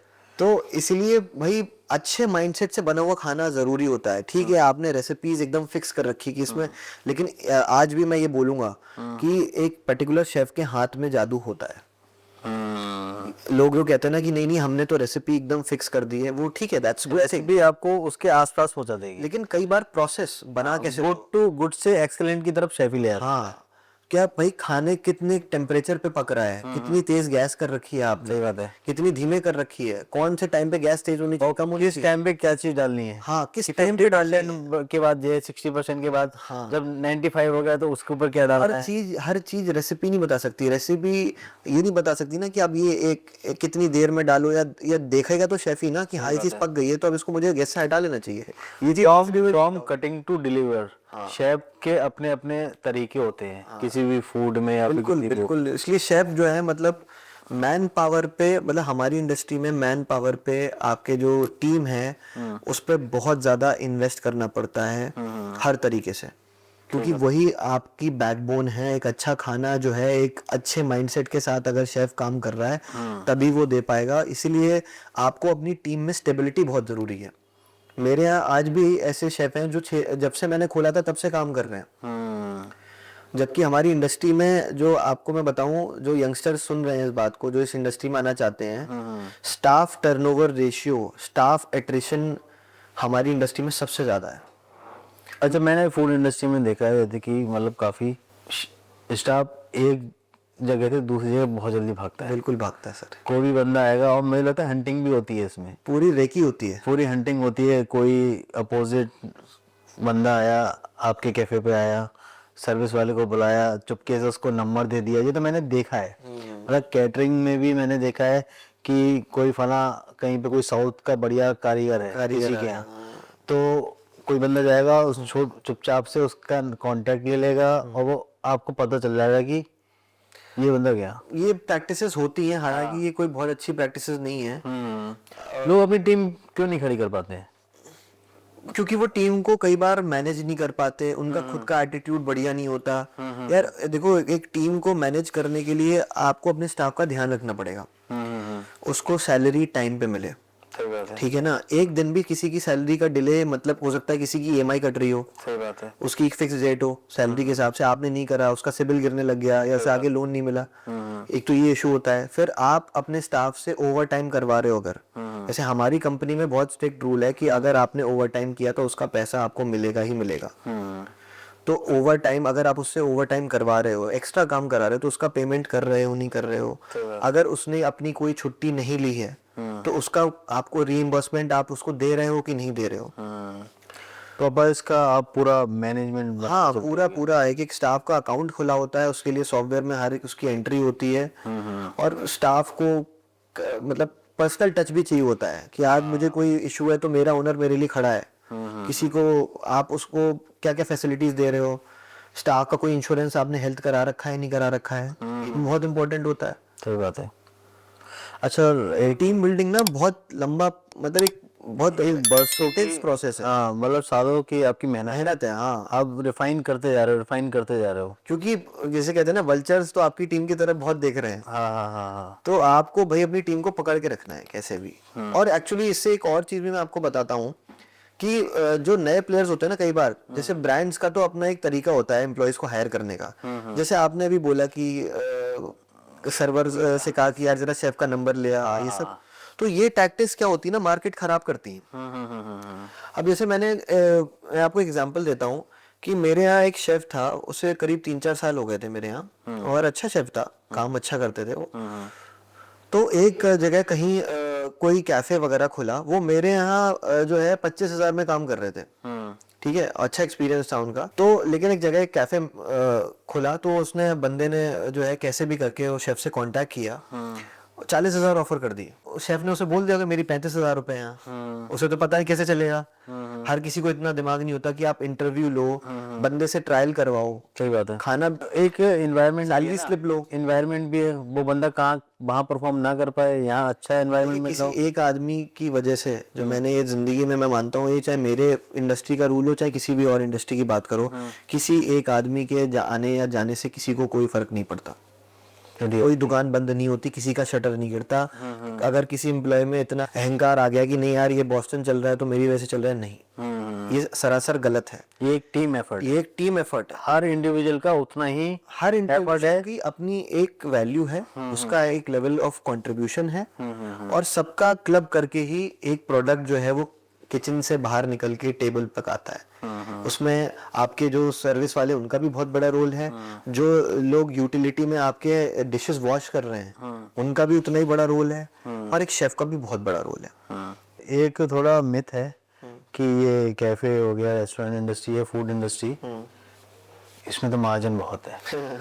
लोग कहते हैं कि अच्छा, ये टॉपिक 50 रुपए की चीज आदमी 200 रुपए की बेच रहा है, तो उसके पीछे आपका क्या है उसमें? ये देखिए, ये तो मिथ ही है और ये तो सरासर गलत है। जो लोग इंडस्ट्री में घुस चुके हैं, जो इंडस्ट्री में काम कर रहे हैं, वो ही बात जानते हैं। वो तो एक्चुअली क्या होता है ना, ये सब ये चीज बातें सिर्फ पेपर पे है कि आप कोई फॉर एग्जांपल दो दोस्त बैठे, उन्होंने सोचा कि आओ यार कुछ क्या करना है लाइफ में, तो सबसे पहले आदमी के दिमाग में क्या आता है, कैफे खोलते हैं या एक फूड जॉइंट खोलते हैं। तो क्योंकि आदमी को लगता है मार्जिन बहुत है यार, ये बर्गर जो है और कहीं ना कहीं मुझे लगता है बैक माइंड में होता है कि मैं अपना सेकंड बिजनेस कोई रेस्टोरेंट तो जरूर प्लान करूंगा। मेरा तो लाइफ में ये मानना है। जैसे मैं देखता हूँ जितने भी बड़े स्पोर्ट्समैन हो गए, बॉलीवुड सेलिब्रिटीज हैं, थोड़ा सा कहीं इन्वेस्टमेंट करना है तो रेस्टोरेंट। बट पता नहीं, मेरे को तो लगता है कि उसमें ये देखने की जरूरत है उसमें से कितने सक्सेसफुल हैं। पैकेजिंग कितना मैटर करती है इनके लिए? पैकेजिंग बहुत ज़्यादा इम्पोर्टेंट रोल प्ले करती है, क्योंकि जैसे फॉर एग्जांपल आज कल जितना बिजनेस जो है डाइन इन में है, उससे बल्कि शायद कहीं ज़्यादा आपका ऑनलाइन प्लेटफॉर्म्स पे है। क्योंकि गेस्ट जो है, मतलब ये ट्रेंड अब लोगों में पहले इतना नहीं था, लोग पहले बोलते थे चल के खाएंगे, लेकिन आजकल टाइम का कंस्ट्रेंट है, फिर आप कहीं किसी लोकेशन में हो, आपका वहाँ आपको खाना दूसरी लोकेशन का चाहिए, तो ऑनलाइन फूड बहुत ज़्यादा ट्रेंडिंग में है, लोग ऑर्डर बहुत करते हैं ऑनलाइन। तो भाई अब जब आप डाइनिंग में जा रहे हो, तो आपके खाना जो है एक पर्टिकुलर प्लेटिंग के साथ आ रहा है, सजा हुआ आ रहा है, बहुत अपीलिंग लग रहा है। तो अब उस एक्सपीरियंस को आप घर में किसी के जब डिलीवर कर रहे हो, तो कैसे आप उसको क्रिएट करोगे? The answer is packaging. मतलब जब आप, अगर कस्टमर आपके पास आके नहीं खाने आया है, तो वो एक्सपीरियंस को रेप्लिकेट करती है पैकेजिंग। जो भी राइडर से ऑर्डर लेता है और जब जाके वो खोलता है, तो उसको एक एक्सपीरियंस होना चाहिए कि यार क्या, मतलब उसकी भी वो फीलिंग्स के साथ आए। मतलब कोई भी ऑर्डर देख रहा है तो उसे पैकेजिंग देख के पहले दिल खुश हो जाए उसका। हाँ, उसका दिल खुश हो जाए, उसकी भी फोटो खींचे कि मैंने आज यहाँ से ऑर्डर करा है और वो इस तरीके की पैकेजिंग में आया है। तो पैकेजिंग बहुत बड़ा रोल है, मतलब आपकी पैकेजिंग एकदम ऑप्टिमम होनी चाहिए, और इनोवेशंस की तो कोई सीमा नहीं है पैकेजिंग में। मैंने भी गेम जो है कुछ टाइम बाद, जब 1-2 साल हो गए मुझे, 2-3 साल, तब मुझे रियलाइज हुआ कि पैकेजिंग कितनी इंपॉर्टेंट है किसी भी ब्रांड के लिए, क्योंकि आपके ब्रांड को रिप्रेजेंट कर रही है आपकी पैकेजिंग। आपकी ब्रांड की क्या क्या लेवल है वो बताता है पैकेजिंग। इसलिए पैकेजिंग पे तो बहुत ज़्यादा सीरियसली इंसान को अपना टाइम और पैसा इन्वेस्ट करना चाहिए। अच्छा, ऑनलाइन जो फूड डिलीवर होते हैं, बहुत सारे फ्रॉड्स भी होते हैं आजकल चल रहे हैं। लोगों ने चैट जीपीटी तो फोटो खींचा, एडिट करके बता दिया कि इसमें ये प्रॉब्लम है फूड। हाँ, ये थोड़ा सा इशू आजकल चल रहा है। कैसे फेस करते हो आप ये सब चीजें? देखिए, इसमें जोमेटो या स्विगी या और जो भी ब्रांड्स हैं, उनका भी रोल रहता है। ओके, वो लोग इस चीज़ को डील करते हैं। Okay okay okay. वो लोग उसको थोड़ा सा, जैसे एक्चुअली इसमें क्या होता है ना, इसमें कस्टमर का पैटर्न भी देखा जाता है। आप सोचो, इकोनॉमिक जो है, इसमें प्रोबेबिलिटी और ये सब जो है ना, ये सारे फॉर्मूलाज लगते हैं। एक जो सॉफ्टवेयर होता है वो पैटर्न देखता है कि ये कस्टमर कितना कंप्लेन कर रहा है ना, आइडेंटिफाई करना चाहिए लोगों को, या उस ब्रांड की पर्टिकुलर कितनी कंप्लेन हो रही है। वो लोग, जो सॉफ्टवेयर होता है ना, वो पूरी एल्गोरिथम होती है एक्चुअली। वो पूरी एल्गोरिथम को लगा के वो सॉफ्टवेयर आइडेंटिफाई करता है कि ये कस्टमर, उसे दिख जाता है कि यार यही कस्टमर क्यों बार बार ये स्पैमर है। हाँ, तो वो लोग उससे जब देखते हैं कि नहीं, इसका तो पैटर्न है और ये इंटेंशनली कर रहे हैं कस्टमर, तो वो फिर उसको रिफंड देना या फिर उसको एड्रेस करना बंद कर देते हैं। जब राइडर्स आपके कैफे पे आते हैं कोई फूड को पिकअप करने के लिए, उनके ऊपर एक टाइमलाइन लगी हुई है कि इतनी देर में फूड आपको पिक करना है और इस लोकेशन पे पहुंचाना है। आपके ऊपर भी टाइमलाइन होती है बिल्कुल, कि इतने मिनट में पूरा ऑर्डर को प्रिपेयर करके दे देना है। तो दोनों का कॉम्बिनेशन कैसे बन पाता है? क्योंकि कभी कभी की राइडर पे ये प्रेशर होता है, राइडर कहता है कि कस्टमर मेरे को कॉल कर रहा है, आप लेट कर रहे हो, या फिर एक्स वाई या जो भी रीजन है, तो इस सिचुएशन को कैसे टैकल किया जाता है? देखिए, जब हमारे पास ऑर्डर आता है ना, तो हमारे पास उस ऑर्डर को कितनी देर में हम बनाएं उसका भी एक ऑप्शन होता है, उसमें अपना टाइम डालते हैं। ओके। ठीक है, तो कि हाँ, क्योंकि हमें भी एक एक्सपीरियंस हो जाता है कि यार ये प्रोडक्ट आया है, इसमें इतना टाइम लगेगा, या अभी किचन में इतना ज़्यादा फ्लो नहीं है ऑर्डर्स का, किचन थोड़ी सी अभी लाइट चल रही है, तो हम उसी हिसाब से वो सब चीज़ें देख के अपने ऑर्डर में अपना टाइम स्पेसिफिकली डालते हैं, और हम कोशिश करते हैं कि उस टाइम में जो है वो ऑर्डर हम डिलीवर कर दें। बाकी कई बार मतलब कई बार क्या होता है, राइडर कहीं फंस गया है, किसी ट्रैफिक जैम में है और वो टाइम पे नहीं आ पा रहा है, तो वो सब इशू होते रहते हैं उसमें। अच्छा, जब राइडर पिक करने आता है उससे पहले फूड प्रिपेयर होना स्टार्ट हो जाता है जब आपने कर लिया? हाँ। ऐसा कुछ नहीं है कि ओटीपी एक्सचेंज हुआ फिर? नहीं, वो एक्चुअली जो राइडर्स उस लोकेशन के पास हैं, फॉर एग्जांपल हमारे किसी ने मेरे रेस्टोरेंट से ऑर्डर किया है, तो जो राइडर उसी के रेस्टोरेंट के पास है, वो कोशिश ये होती है कि उन्हीं के पास जाए। हाँ, वो ऑर्डर उन्हीं के पास जाए। वो लोकेशन ट्रैकर होता है उनके सॉफ्टवेयर में है, वो ऑनलाइन प्लेटफॉर्म्स के। तो हम लोग कोशिश करते हैं राइडर्स को सपोर्ट करने का कि देखिए, राइडर्स भी बहुत मेहनत करते हैं, मोस्टली राइडर्स बहुत अच्छे होते हैं, वो लोग कोशिश करते हैं कि आपका ऑर्डर टाइम पे डिलीवर हो जाए। अदरवाइज राइडर इश्यूज भी आते रहते हैं। हम लोगों के साथ एक बहुत बड़ा इशू राइडर्स के साथ ये रहता है कि हम लोग, क्योंकि हमारी केक्स और पेस्ट्री भी हैं, तो कई बार राइडर्स कुछ राइडर्स ऐसे होते हैं, हम लोग ये ऑनलाइन जो भी प्लेटफॉर्म है उन पे बोलते भी हैं कि उन पे बैग नहीं होते उनके, जो एक इंसुलेटेड बैग होता है, आपने देखा होगा। हाँ, बड़ा वो बॉक्स स्क्वायर शेप में एक बड़ा सा बैग होता है, वो गर्मी में खाने को जो है वो ठंडा मतलब रखता है, और ठंड में खाने को गर्म रखता है, वैसा वैसा होता है। ठीक है ना, ठंड में खाना गर्म रहे अंदर, इसीलिए तो वो बैग बहुत जरूरी होता है। वो इन लोगों की तरफ से ना वो मैंडेटरी नहीं है। राइडर वो पिट्ठू वाला बैग नहीं है, हम तो स्कूल में लेके जाते थे, हाँ समझ। उस बैग में, अब वो बैग तो फॉर एग्जाम्पल मेरा केक जा रहा है, अब वो केक इतना बड़ा बॉक्स है, तो वो उस बैग में कैसे जाएगा? फिर क्या करते हैं, हमने जो उसको ऑर्डर को गलत तरीके से लेके गए। हाँ, फिर क्या होता है, कस्टमर जो है वो रिव्यू डाल देता है। हम ओके। कस्टमर्स को कई बार पता भी नहीं होता कि हम रिव्यू जो लिख रहे हैं वो रेस्टोरेंट के लिए लिख रहे हैं, वो राइडर के लिए नहीं होते।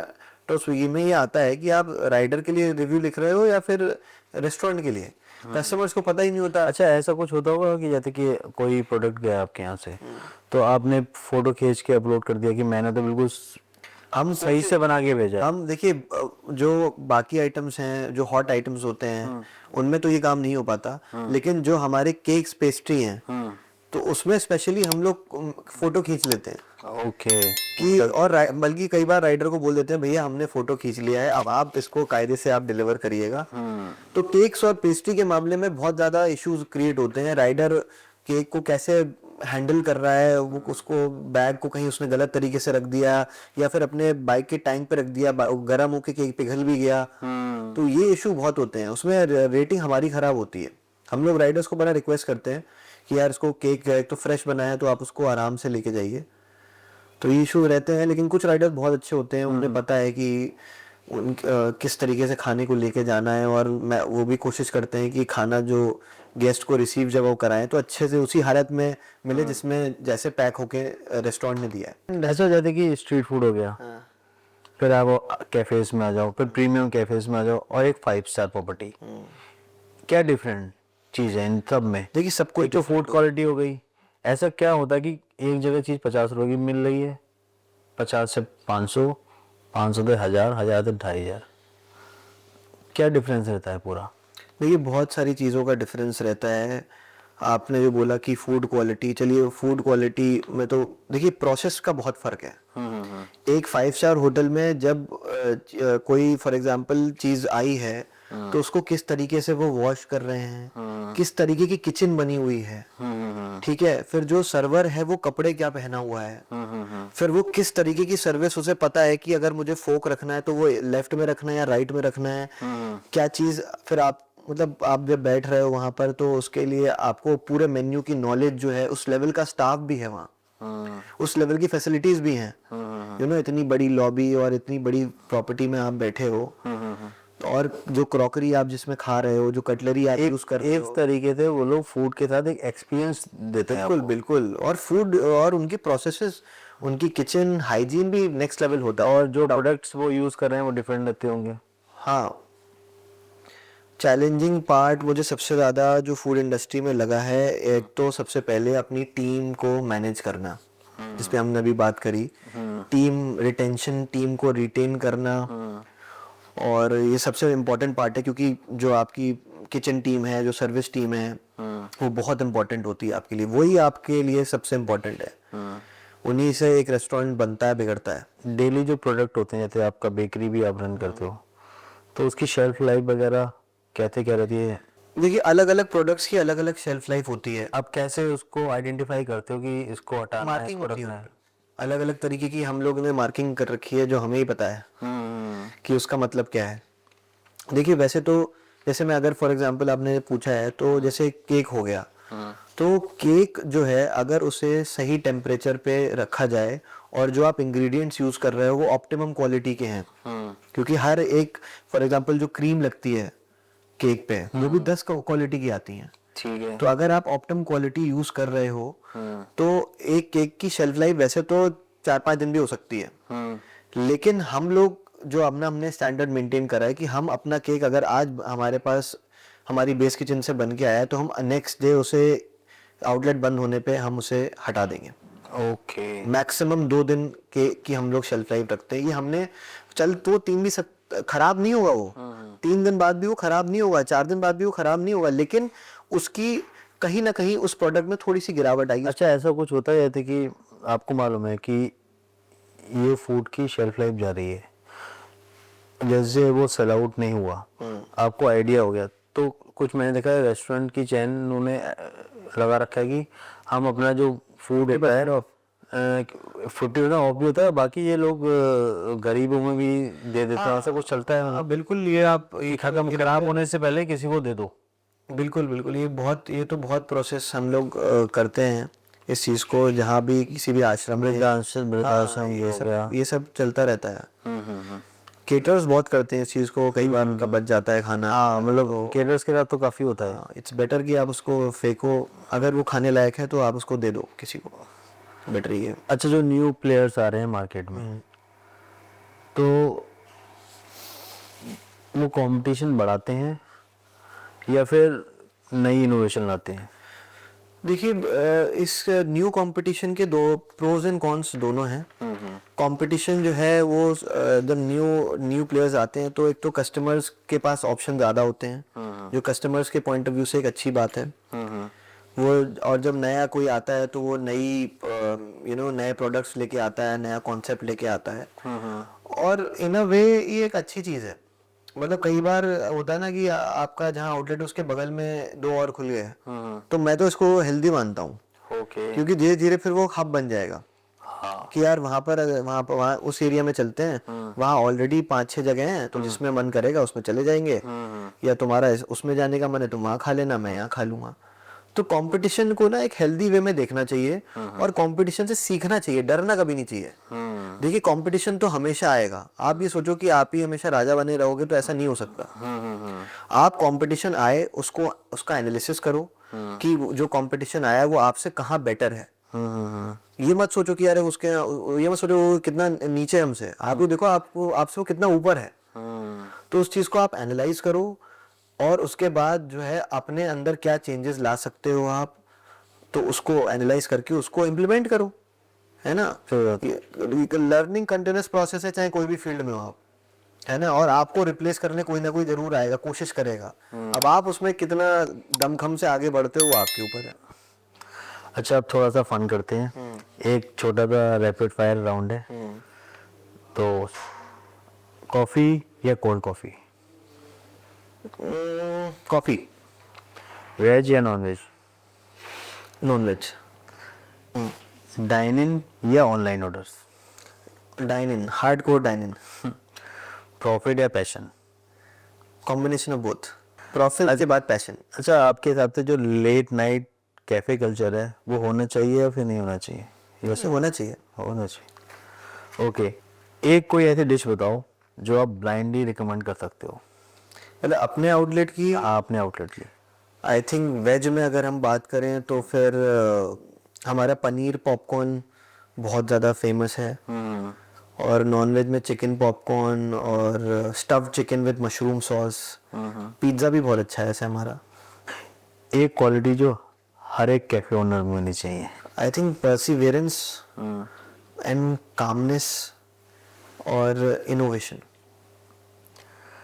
कस्टमर या फिर स्टाफ, कौन ज़्यादा टफ होता है हैंडल करने के लिए? दोनों।